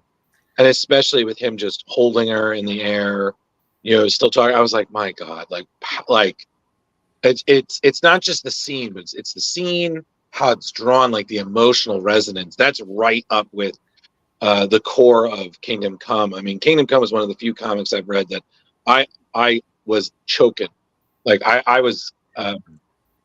I almost cried. Kingdom Come ending was just it hits you like a fucking freight train. It's so powerful. And the best interpretations of Superman are these one-on-one moments where, he's all powerful, but he understands the human condition. And he wants to just help. And it's that simple. That's what the one of the main things in this book that really was evident, like the need to get the civilians to safety first. Make sure whatever's going on, no matter what, the civilians were safe. And I really appreciated that. I was like, this is real superheroing. Right. But I will say this, and then I want someone else to talk because I feel like I'm doing too much again. You're doing great, Drew. You're doing great. Thank you, Jeremy. You're doing fantastic, well, bud. And Carrie, I'm glad you're paying attention. I have things to say. I'm just waiting. Oh, I know. But for me, the one of the best issues in all the 18 we read, everybody, 18 in a week. We're very proud. The one that Alex both wrote and illustrated was the one shot. It was so powerful. Just like reading it, especially because of what it fleshed out, like kind of like lost scenes of Kingdom Come. Absolutely. Like that. I mean, just reading that, I was like, wow, like it's just it's kind of the way I felt about it was kind of like how I felt about Rogue One by Star Wars. It told a story I didn't need, but the way it was told, it became crucial, and I really learned to care. Agree. So you appreciate that loss, even because it was one thing for us to hear about the loss, because they talked about it a lot in Kingdom Come, but to actually see it, to see Lois Lane pass in his arms, and how much that not only did Lois die that day, but Clark Kent died with him. Yep. And when he sees Earth 1 Lois, God, those scenes are so, and she's like, you can't look at me. And he's like, no. Because it hurts too much. And also when he's like kind of scoping out the Daily Planet clandestinely, and Superman Earth 1 shows up, and his first is like, hey, what are you doing? But really, at the end of the day, I love when Supermen of different parallel worlds do meet each other. And it's something that I loved in the Bronze Age in particular, with the Golden Age Superman and the Crisis era Superman and stuff. And it's just like, hey, are you okay? And I mean, again, they can't help it. They're just good guys. And it's really this like almost younger brother going like, hey man, it's us, it's me. Don't you can talk to me about this. Yeah. And those scenes really just resonate with me. And again, it just shows the character of Superman. Yeah, totally. I even felt bad for Gog, the first, I forget his name, Thomas something or something Thomas. Oh, Magog, the Yeah. disciple of Gog. Yeah, sure. Yeah, like got a rough deal out of this. Like just trying to help out his god. Well, and yeah. Yeah. By killing everybody. But Yeah, well, you know, he was taken down. It's what the Bible, most Bibles say. They're or most religions say. You know, no having false gods. No, thou shalt not bow down before any other gods before me, or something like that. Oh, that's good, Jerk. That's actually pretty accurate. Yeah, I'll look that. Yeah. You know what? Someone else talk. Leo or Carrie, you talk. I'm good. Go for it, Carrie. So the lettering is something I wanted to bring up in this one because this one is what made me hunt down Rod Lee, and I mean, obviously here you can see where the speech balloons go to them, but in other ones where you aren't sure who is talking, he made it really easy to follow by having slightly different colors for things, using their emblem at the beginnings of them. And he also, if you notice, with a lot of like right there with that Kachum, makes sure that it isn't overpowering the graphic. Like you can see everything that's going on, and you hear the sound, but it isn't. I know I've been on this lettering kick lately. It's a weird thing, but it's really well done here, and it also, because it was so hard for me to keep up with all of these different characters. As you guys can see, as we've been going through this, they'll show the table and then we're getting pages of who is who and what they're from and how to relate to them. And there's finally, my favorite splash page on it was when they're all trying to sit at the table, because in this, I read it from the beginning of the volume 3 JSA up through 22 with the rest of the stuff in it too.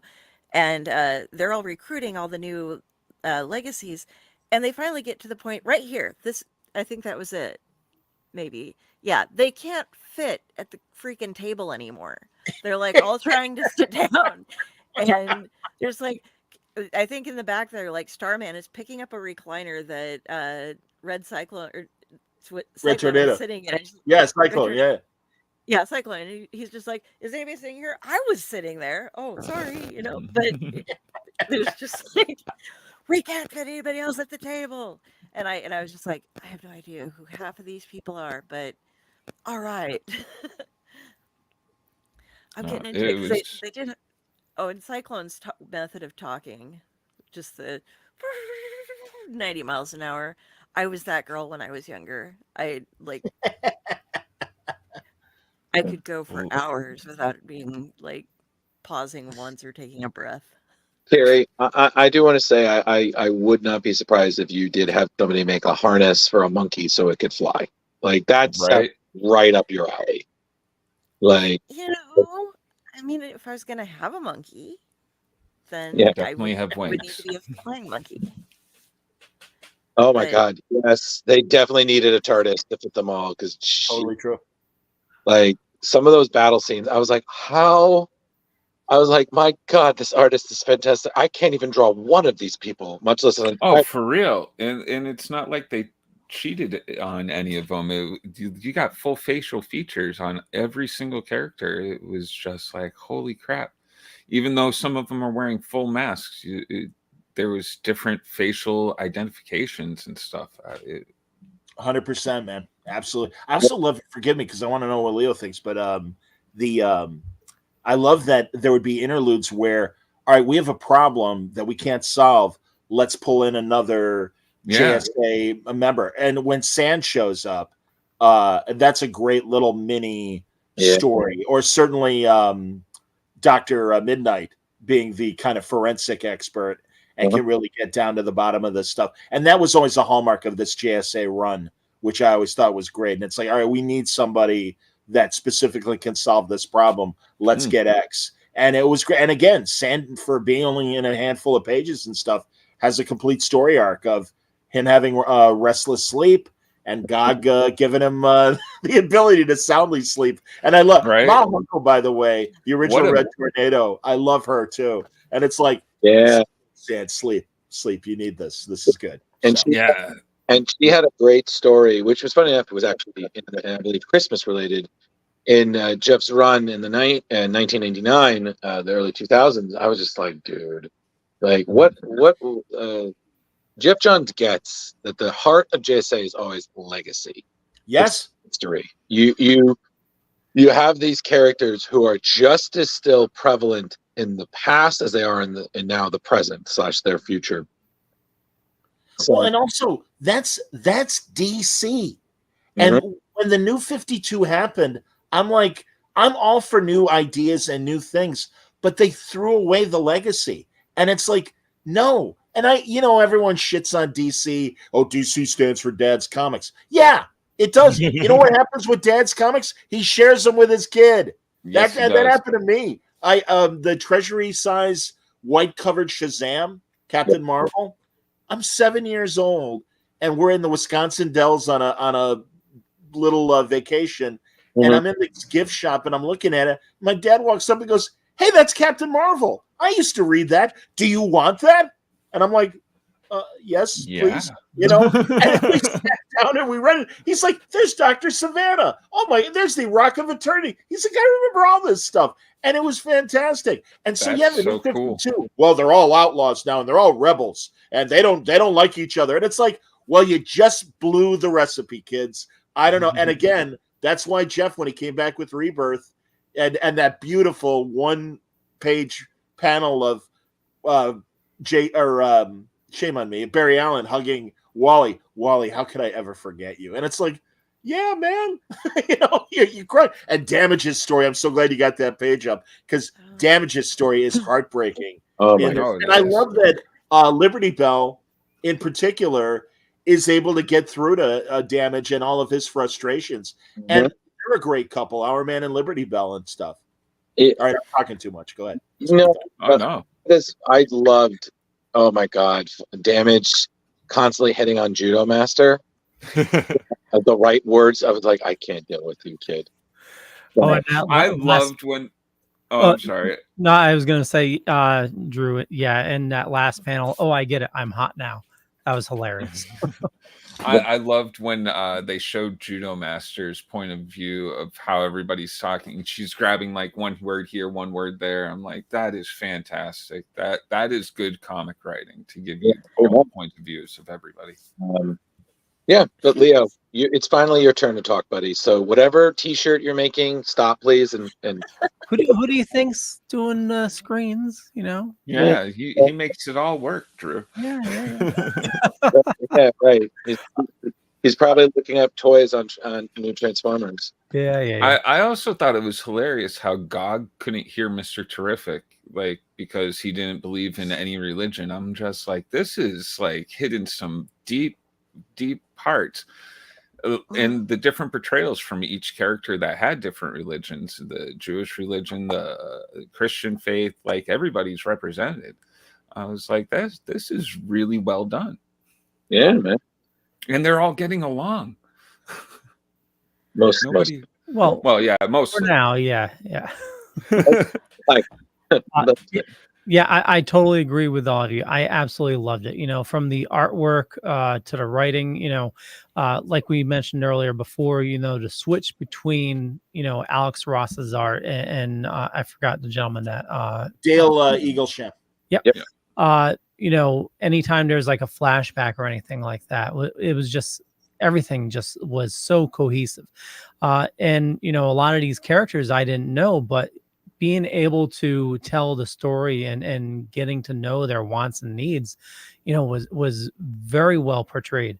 And like I loved it, even going back to actually towards the end with Power Girl, and you had the two Power Girls fighting, being sorry, my dog just walked in, being able to easily decipher the two of them and like feel for one and absolutely, despise the other. Like, why are you being so mean to her? It's why won't they just listen to her?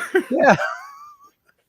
I had No, that you're moment. immediately on her side. Absolutely, man. And again, also making her the leader of the JSA as was a really great move.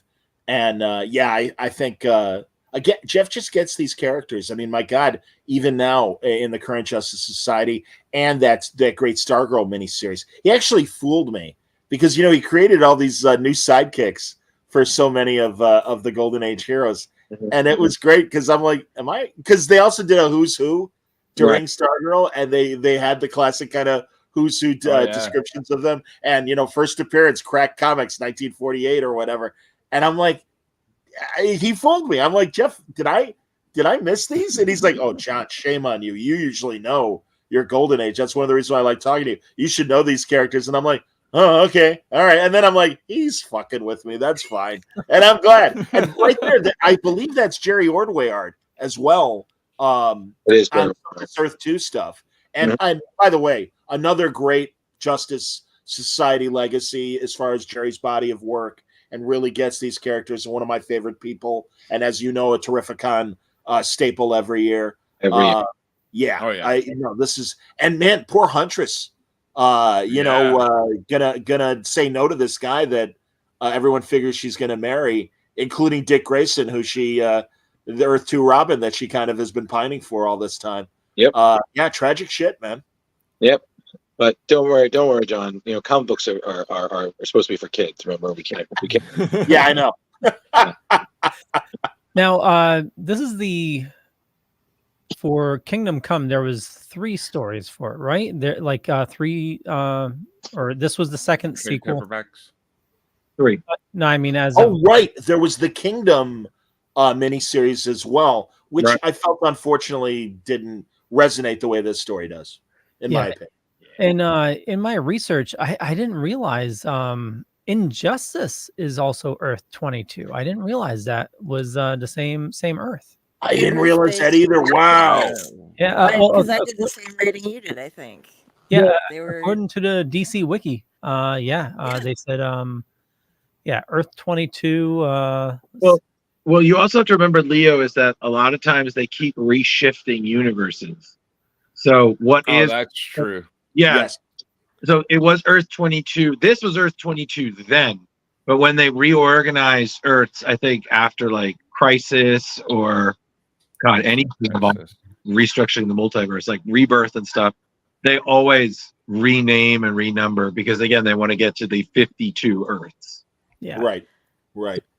So I think now it is, but I don't think it is. I don't know if Kingdom Come is Earth 22 anymore. I don't know. So it says for the wiki, Earth 22 were reused several times for Earth 22, Earth -22, Arrowverse -22, and then Injustice. Okay. Earth 22, also known as Earth 96, is one of 51 divergent realities. Yes. Divergent. I think they basically just went, hey, Superman had his wife killed by his wife killed by Joker, and this other guy killed him, and what if Superman was the guy to get involved behind that and he killed Joker? Instead of being the stand-up fellow he was in this one and getting transported away right before everything, let's have him cause it and be the exact opposite of what you provided us to read here. Well, the funny thing is that Kingdom Come being one of the more popular Earths, that they keep coming back to it. Like right now, Mark Waid with World's Finest with the absolutely talented Dan Mora, they're already back in Kingdom Come, and it's already it's similar to what we've seen, but it's already a little different. Yeah. Kingdom Come we've already seen, and again, when it's a popular Earth, I mean, they'll keep coming back to it. I mean, we've seen that a lot with Frank Miller's Dark Knight Returns. They're going back to Killing Joke again. They're going back to Killing Joke. There's again, if it has fans and it will make them money, DC is like, okay, but let's think about this though. What if? I just love that Mark is killing it at DC right now, and I'm so glad that whatever past friction there was with management has gone away. And Mark is just every book. I mean, even Shazam, I think he's doing amazing stuff with that. And it's one of the small areas where I might slightly disagree with what Jeff Johns did with the Shazam family and the way that they're depicting it. And I'm glad that Mark is presenting it the way he is. Yeah, I just know everything Mark is writing. Even his time in Marvel, I always give it up to him for his Sue Storm Invisible Girl miniseries. And it's like, yeah, there should really be a Sue Storm solo book because she's amazing. And also A-Team, what were they called? During Secret Wars when they had the all-woman Avenger team, A-List or A-Team or no, I know exactly what you're talking about. It was the A-Force. Yeah. Maybe A-Force. Yeah, no, it was no, I think it was A-Force because Marguerite Bennett was the writer for that. Right. Oh, actually Kelly Thompson too. And and again, where I don't take notes, Jar Jar, I was talking to Kelly and I'm like, my mind right now. Well, I'm just like, oh, A-Force, that was a great book. And I'm like, because G. Willow Wilson started it. And Kel's like, yeah, she only did the first issue. I did a lot of them after that. I'm like, oh my God, Jesus, that's amazing. I'm sorry, Kel, I forgot you wrote that series. But yeah, and again, regarding coming back to Kingdom Come, I'm cool with it in Mark Waid's hands because he's the guy who wrote it. I mean, and really, to Mark's credit, he always says Alex really had the bones of the Kingdom Come original story, and that he just fleshed it out. And I'm so glad those guys are on good terms again, because there was a period of friction between them as well. But I can attest, hanging out with them at signings and even going to dinner with them together, that everything is fine. They're great.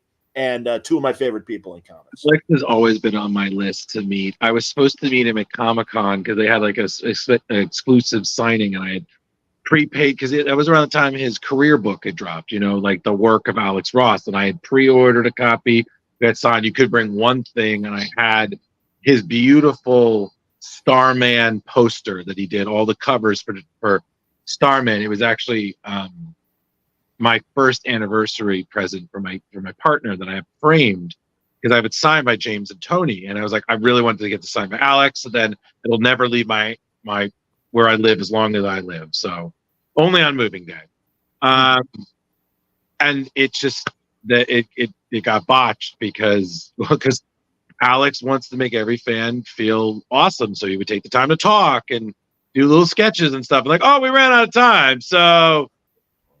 And I'm like, sorry, man. Yeah, exactly. And I'm just like, oh man, like that's our goal. Then I'm gonna talk to Mitch when he's asking what creators we need for Terrificon. I'm gonna be like, get Alex Ross. It's tough because God bless him. I think he doesn't. I mean, he loves his fans and he loves meeting his fans. He really is sick of conventions. Yeah, and, it's really tough to get him out. And I know. When he was in New York, he did Seth Meyers. He did Late Night with Seth Meyers too, and they had all these things. And truly, I think, unfortunately, it was just too much for him. Some creators. God, I always say, being in radio and stuff, and depending on what cities you guys are in, the Chicago Auto Show was always in radio. This like all the regular 5-day-a-week broadcasters nobody wanted to do it because it was such a pain in the ass. And I always say about conventions, when it gets like the auto show, it's time to stop going to conventions. Thankfully, it has not gotten to that point for me. I am in love with every convention I go to. I'm a kid in a candy store and just smiling for 3 days. My face hurts from constantly smiling and stuff, and the good time that I always have. So yeah, I know that Mitch would love to have Alex at the show. But that's a tall order. That's a tall order. And John, I agree with you. I have to actually credit Splash Pages because for a while I was kind of starting to feel that burned out. Because again, especially now with how expensive it is to get your autographs, like buddy, like what is the end goal? It's not like it used to be. Signed. And now when we're at a con, I'm like, okay, we're gonna get all the interviews, we're gonna get all the publicity, we're just gonna Leo is gonna forget how to sleep. He is just going to be editing interviews, glued to his seat, IV for food. Let's go. And by God, poor Carrie has the poor Carrie and Jar. They just have to deal with me doing the thing. Like, no, Jar. I loved it. Yeah, You were on fire, man. Jar, like Jar equated to do is like it was like watching somebody pitch a no hitter. It's like, why am I going to interrupt this? Like, it really, like when you're seeing somebody in their zone, you don't step in the way. You go, hold on, man. Let this flow. If it burns out, then we'll jump in. But otherwise, let it go. I'm with you, man. That's why Carrie kept running back to get water. It was like, he's got to stay hydrated. He just keeps. He's on his 6th straight interview, and Leo just did oh, cool, all right, nice, good stuff. All right, we'll go to the next panel now. But okay, great. That's awesome. No, I hear you, man. It's great. It's a good feeling, and yeah. Have you done San Diego? Yeah, I haven't for the last 2018 is the last time I think I went. And I'll get back. I'm fortunate, and God, I hope this doesn't come off like, well, aren't I special? But I've gone to enough conventions, and also doing this for 18 years. Mm-hmm. I don't need to do San Diego as often as I have. And frankly, I was doing it when I had a full-time job and could afford San Diego because you're dropping a couple grand. Oh, yeah. I mean, I always call it really expensive summer camp. Because like, hey, it's all my out-of-town friends, and we're all together, and isn't this awesome? And it's just like, yeah, here's more money, here's more money. And I'm eating at Subway, I'm eating at the cheapest places I can, or taking advantage of the free buffets or whatever. God, there's a great bodega that's just it's over the tracks from the convention center, and I want to. It's something like Cinema or whatever is the name of the bodega, and they make fresh sandwiches every day, and they're reasonably priced. And my buddies, Art Baltazar and Franco, the Tiny Titans guys. Yeah, we love they're set up in small press and everything. And I would just go on lunch runs and run over there and get them sandwiches because they were these gigantic deli sandwiches that absolutely would fill you up, but weren't going to break the bank. So, yeah. It's I love San Diego, and I wish I had the income to afford it more often and stuff. But it's great. And I went consistently from like 2006 to 2018, not missing that many years in between. Mm-hmm. And you network, you meet people, and there are certain creators that only do either New York or San Diego.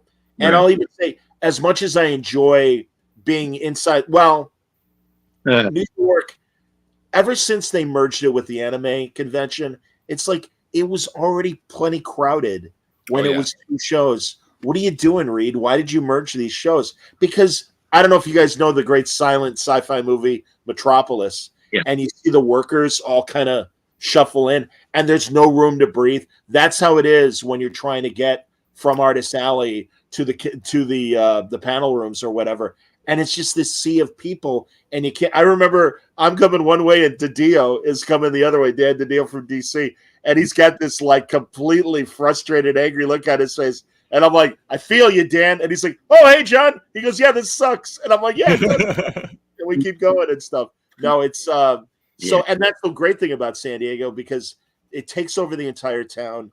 I always tell people that are going to travel during then, but they're like, oh, I can't get tickets. Is it still worth going to? I'm like, yes, because there's so much cool stuff happening outside the convention area that you're going to have a great time and your kids are going to have a great time. So don't worry. It's wonderful. So yeah, I love San Diego. It's great. No, but yeah, thankfully I think, I've gone enough that, hopefully I'll be back. Hopefully. I've done New York. I got to do San Diego once myself just to check them out. Conventions of that size scare the crap out of me though. What scares you? Cons of that size. After I went to New York Comic-Con, I don't even know, maybe 2012. And my God, even back then it was, as you're saying, you're shuffling through it got worse. It did get worse, unfortunately. Yeah. In San Diego, it's better, and you can breathe a bit more. And it's wonderful though, because what I love about San Diego in particular, there are people there for anime, there are people there for manga, there are people there for all these other things, and we're all in the same place having completely different convention experiences. But I always yell at my fellow podcasters who are like, well, San Diego isn't about comics anymore. Bullshit. I always pull out the dictionary or phone book sized program for the 5 days. And it's like every day there is at least a dozen, if not more, specifically comic book panels. I'm like, you're just not. I'm like, if your coverage of San Diego is only what you get from the big news outlets, they're going to focus on Hall H. They're going to focus on the TV and movie stuff. But the actual attendees, it's what you make of it, and you will have an incredibly great comic book experience. Agreed. Drew gets us tons of news from San Diego, New York, all those. Yeah, that's a tall order. But I think, like I said, it's just in the end, it's all about just reading a good story, and so just reading Kingdom Come, the last issue. Oh, way to bring it back around. Yeah, well, because Jar, we're almost at 2 hours, and we got to wrap this. Yeah, I'm so sorry, guys. I'm sure I'm making it too long. I apologize. Oh no, no. We normally run this long. Yeah. Okay, good. So I'm glad you're bringing it back, though. Yeah, please, Drew. That ending, to me, I was like, wow, this is the best way to end the story, and it's still like just the way it was ended. I was like, wow, what a Superman way to go. And I like thinking about it, I was like, wow. And then of course Leo, as it said. Oh yeah, thank you. Cool. Thanks, Comic Bench. Bench. Absolutely. I'm glad the everybody here is getting a new subscriber. That's wonderful. Yeah, we definitely won't let you down until 2 episodes in. I gotta look up your Dick Tracy episode. I love Dick Tracy. Yeah, but that was a great episode. But no, you're right, man. Those final Alex Ross images of 5 years later, 10 years later, 50 years later, 100 years later, 1,000 years later, and as we know from 1 Million DC, Superman lives on. And that's just like I loved in the original Kingdom Come.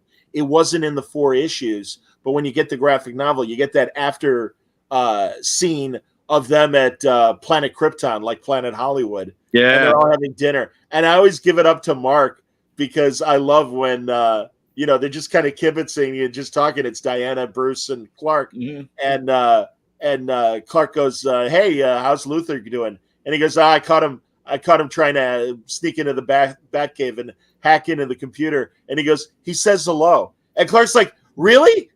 And Bruce is like, "No." And it's like, again, it's like, because Clark wants to believe that there's good in everybody, and maybe there's a chance, Luther and I can be friends again.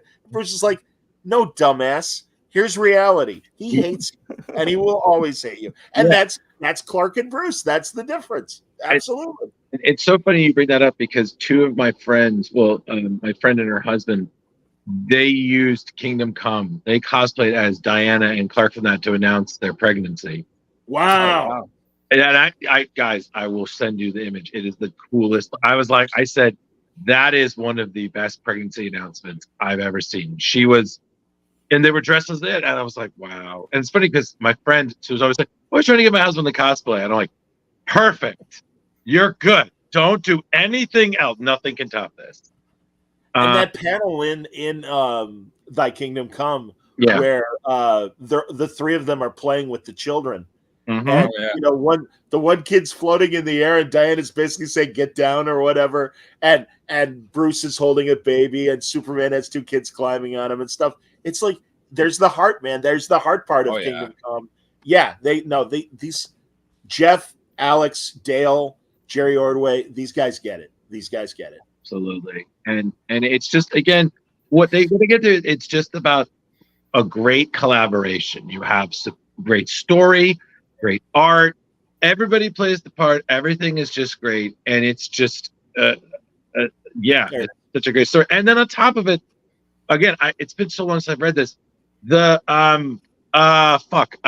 Commandi, the Earth. Oh, Last Boy on Earth, absolutely.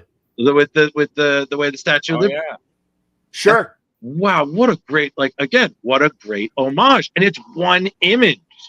Do we know who is buried, whose funeral it is there after the kid panel? I think that's Batman. Oh, okay, and that would make sense. That And makes it's sense. Yeah. 20 years later. Sure, that's likely. Yeah, and no, you're right. And I didn't even make the Commandy connection with that No, I 200 didn't years either. later panel. That's fantastic. Yeah, and then So like one other thing that I loved, Superman meeting Norm McCrae, but it's not his.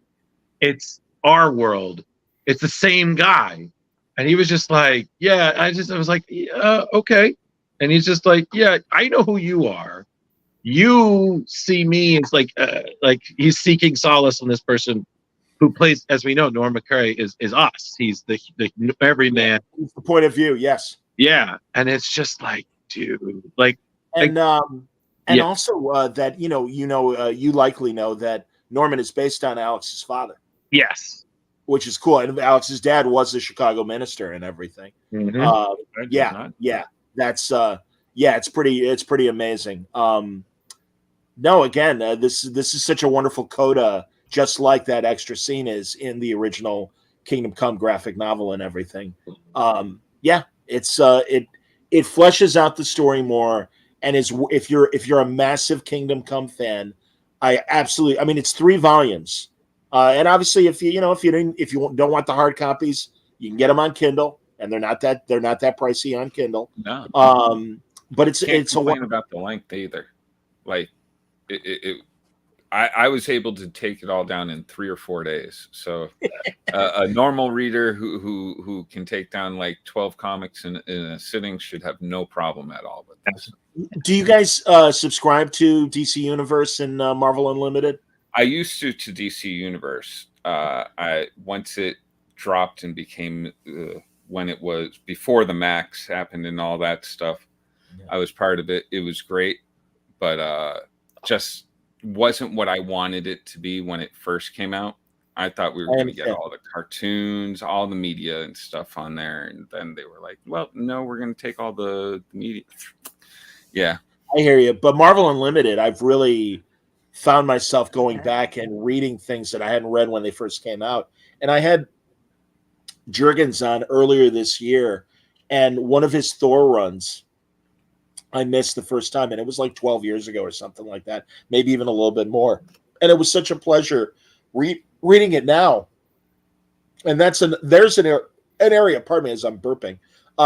There's an area where I'm when I do have a guest on, it's like Jerry Duggan. I haven't talked to Jerry forever, and I can think of at least 5 or 6 runs since my last conversation with him that when we do schedule something, I'm gonna have to get him back and go, okay, let's talk about some of these. And he's another great writer. It's been so much fun seeing all these men and women that are coming to comics now and really have something new to say and interesting to say. And it reinvigorates my love of the DC universe and the Marvel universe, because I still love a good superhero story, but I am thrilled that other genres are being properly exploited, and the other publishers get that. No, something. Let's do horror comics. Let's do crime comics. Let's do romance comics, and it's great. Well, in the end, John, it's really about the legacy, and they're picking up what all these older creators who, again, everybody, do not sleep on meeting somebody, because if I've learned anything, you do not know what tomorrow is going to hold. So if you get a chance to meet somebody, take it, because I will never forgive myself for passing up a chance to meet Darwin Cook. So, oh man, and he was such a mensch. Man, I love Darwin. And got to know Darwin. He was never on Word Balloon, but we'll get to it. And another guy like that I only met once or twice, but the great Joe Kubert. And my God, what a legend. And thankfully, Jimmy Palmiotti did me a solid, and he's like, "Oh no, Joe, you want to talk to this guy?" And we were all set to do it, and he passed away, unfortunately. But I'm just like you said, I'm so glad I got to meet him. And Darwin was just such a brilliant artist and such a lovely man. You know who I think, Drew, is his spiritual successor is Ilsa Chartier.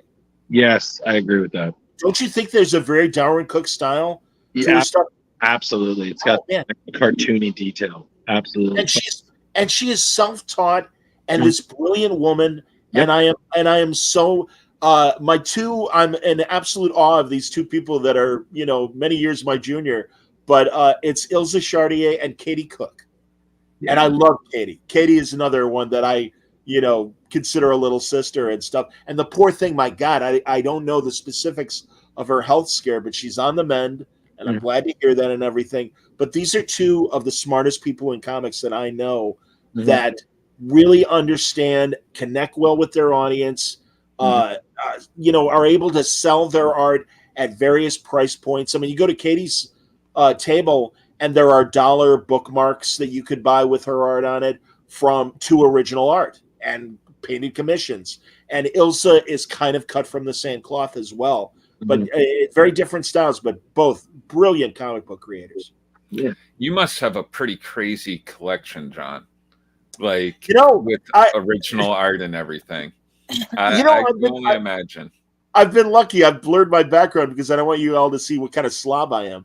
But I do have a lot of original art.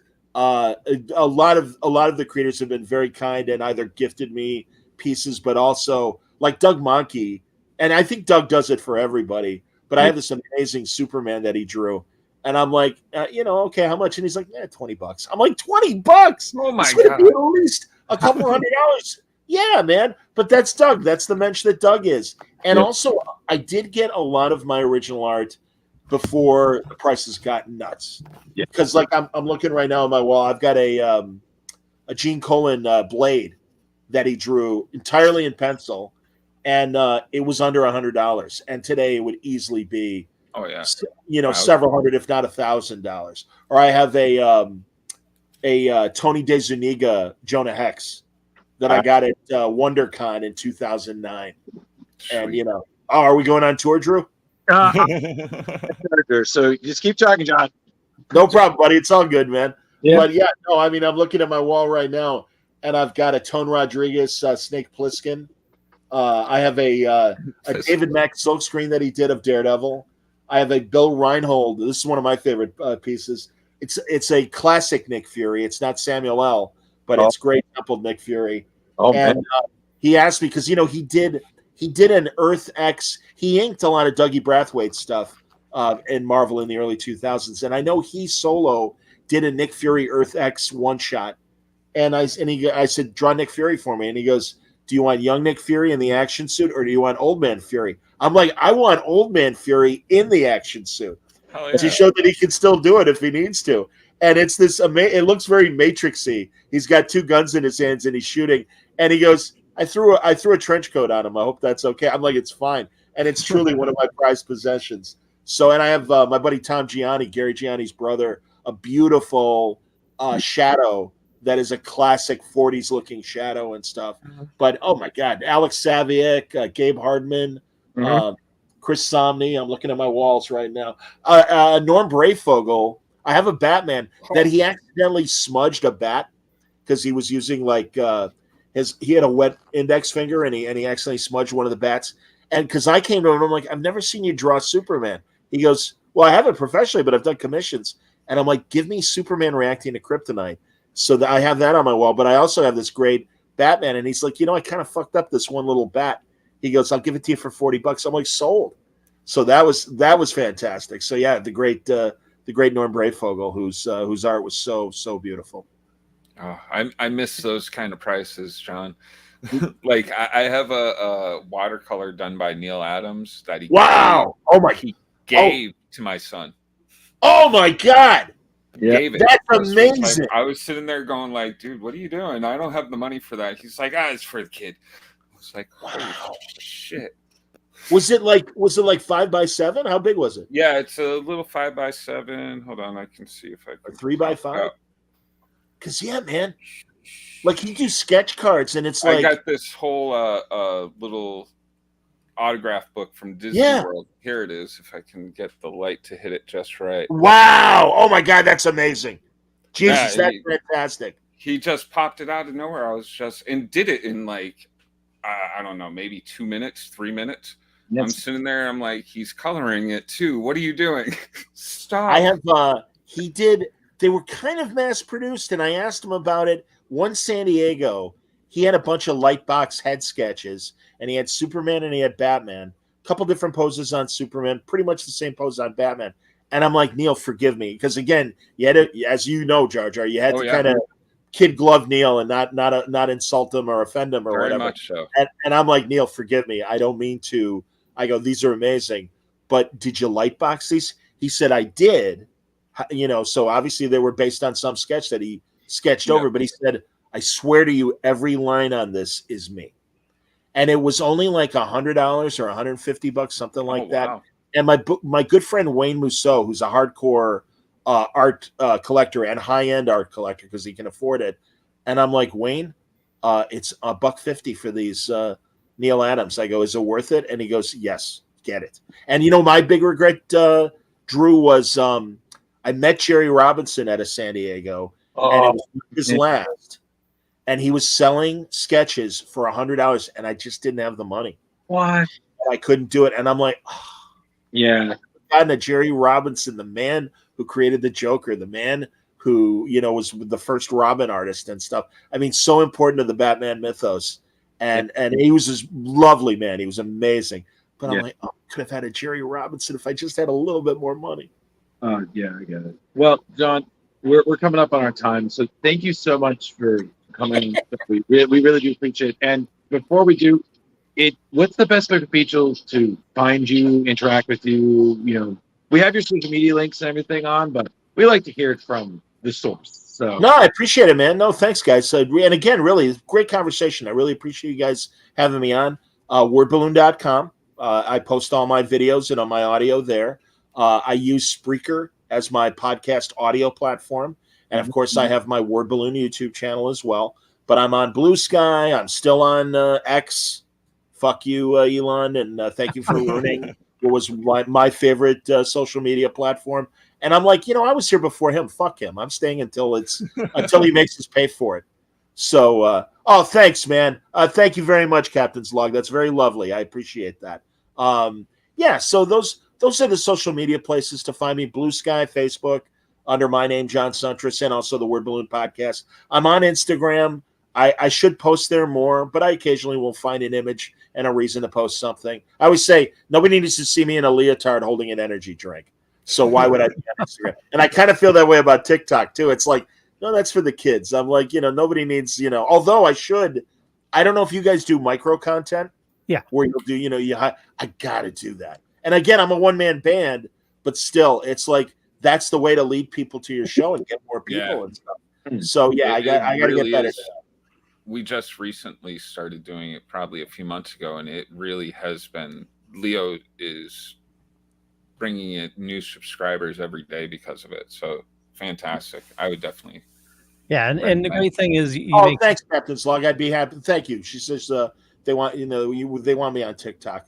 All right. I'll talk to the Chinese and maybe I'll make it happen. just tell stories on TikTok and just be, you'll be the historian, Yeah. Well, I mean, the great thing is, with, the type of shows that you do, John, like we do, it's easy. Well, not easy. It's still a lot of work, but, taking a long show and then chopping it into a bunch of, smaller segments and then, shorts as well. It's right. Yeah. Right. No, and you're right. And really don't focus on me, focus on my guest. Yep. And hey, this is what's happening in Batman right now. And throw up a comic image. And then, as I'm sure you do, Leo, hey, if you want to hear the rest of the interview, here's the link, Oh. So, I talk a good game. I just got to do it. That's all. No, I hear you. Yeah, we need to do it more as well. I'll get on that, Drew. I will. You are one man and you need 8 hours at least of sleep. Stop it. 8 hours is a myth. I'm telling you. Cool. Unless you're Carrie racking in 18 hours. Yeah. Half of a fucking day. Good for you, Carrie. We'll wrap it up. John, stay with us until we close out. I want to thank everybody for watching this fine evening. Definitely, check the show notes up above or down below, depending on where you're watching or listening to us. I got a ton of links for John right there. Go check out his blog, go check out his YouTube, his podcast, subscribe to everything. Everything. Yeah. And for me, just Google me. You'll find a bunch of stuff. Could be true, could be not. I'm not going to say which is which, but I run the Dorkening Podcast Network. Head on over to thedorkening.com and you can learn more there. And, we do a bunch of different shows during the week, but make sure you check out our Splash Pages YouTube page as we're putting content, new content up all the time. And we'll kick it over to Jar Jar.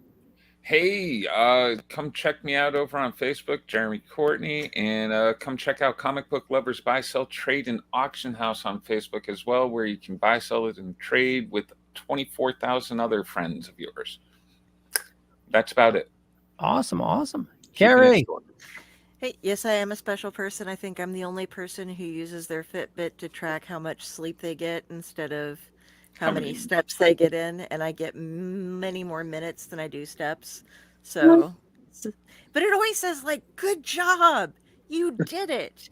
You slept for 14 hours." You're an animal. Yeah. So when I'm not in bed, you can find me either here on Splash Pages on the Dorkening, sometimes other things on the Dorkening, and you can find me on the Owlite Network where we talk storytelling and all different kinds of storytelling. And we have some news coming up from that too. But just look up Carrie Sanders on Facebook. All my links are there, and you can just click on them. You can find my stuff. You can read my books. You can do whatever. And most likely Jenny will actually respond unless you go directly to my name, because I don't social media well. She does it all for me. That's me. Over to the Drew. Oh, sorry.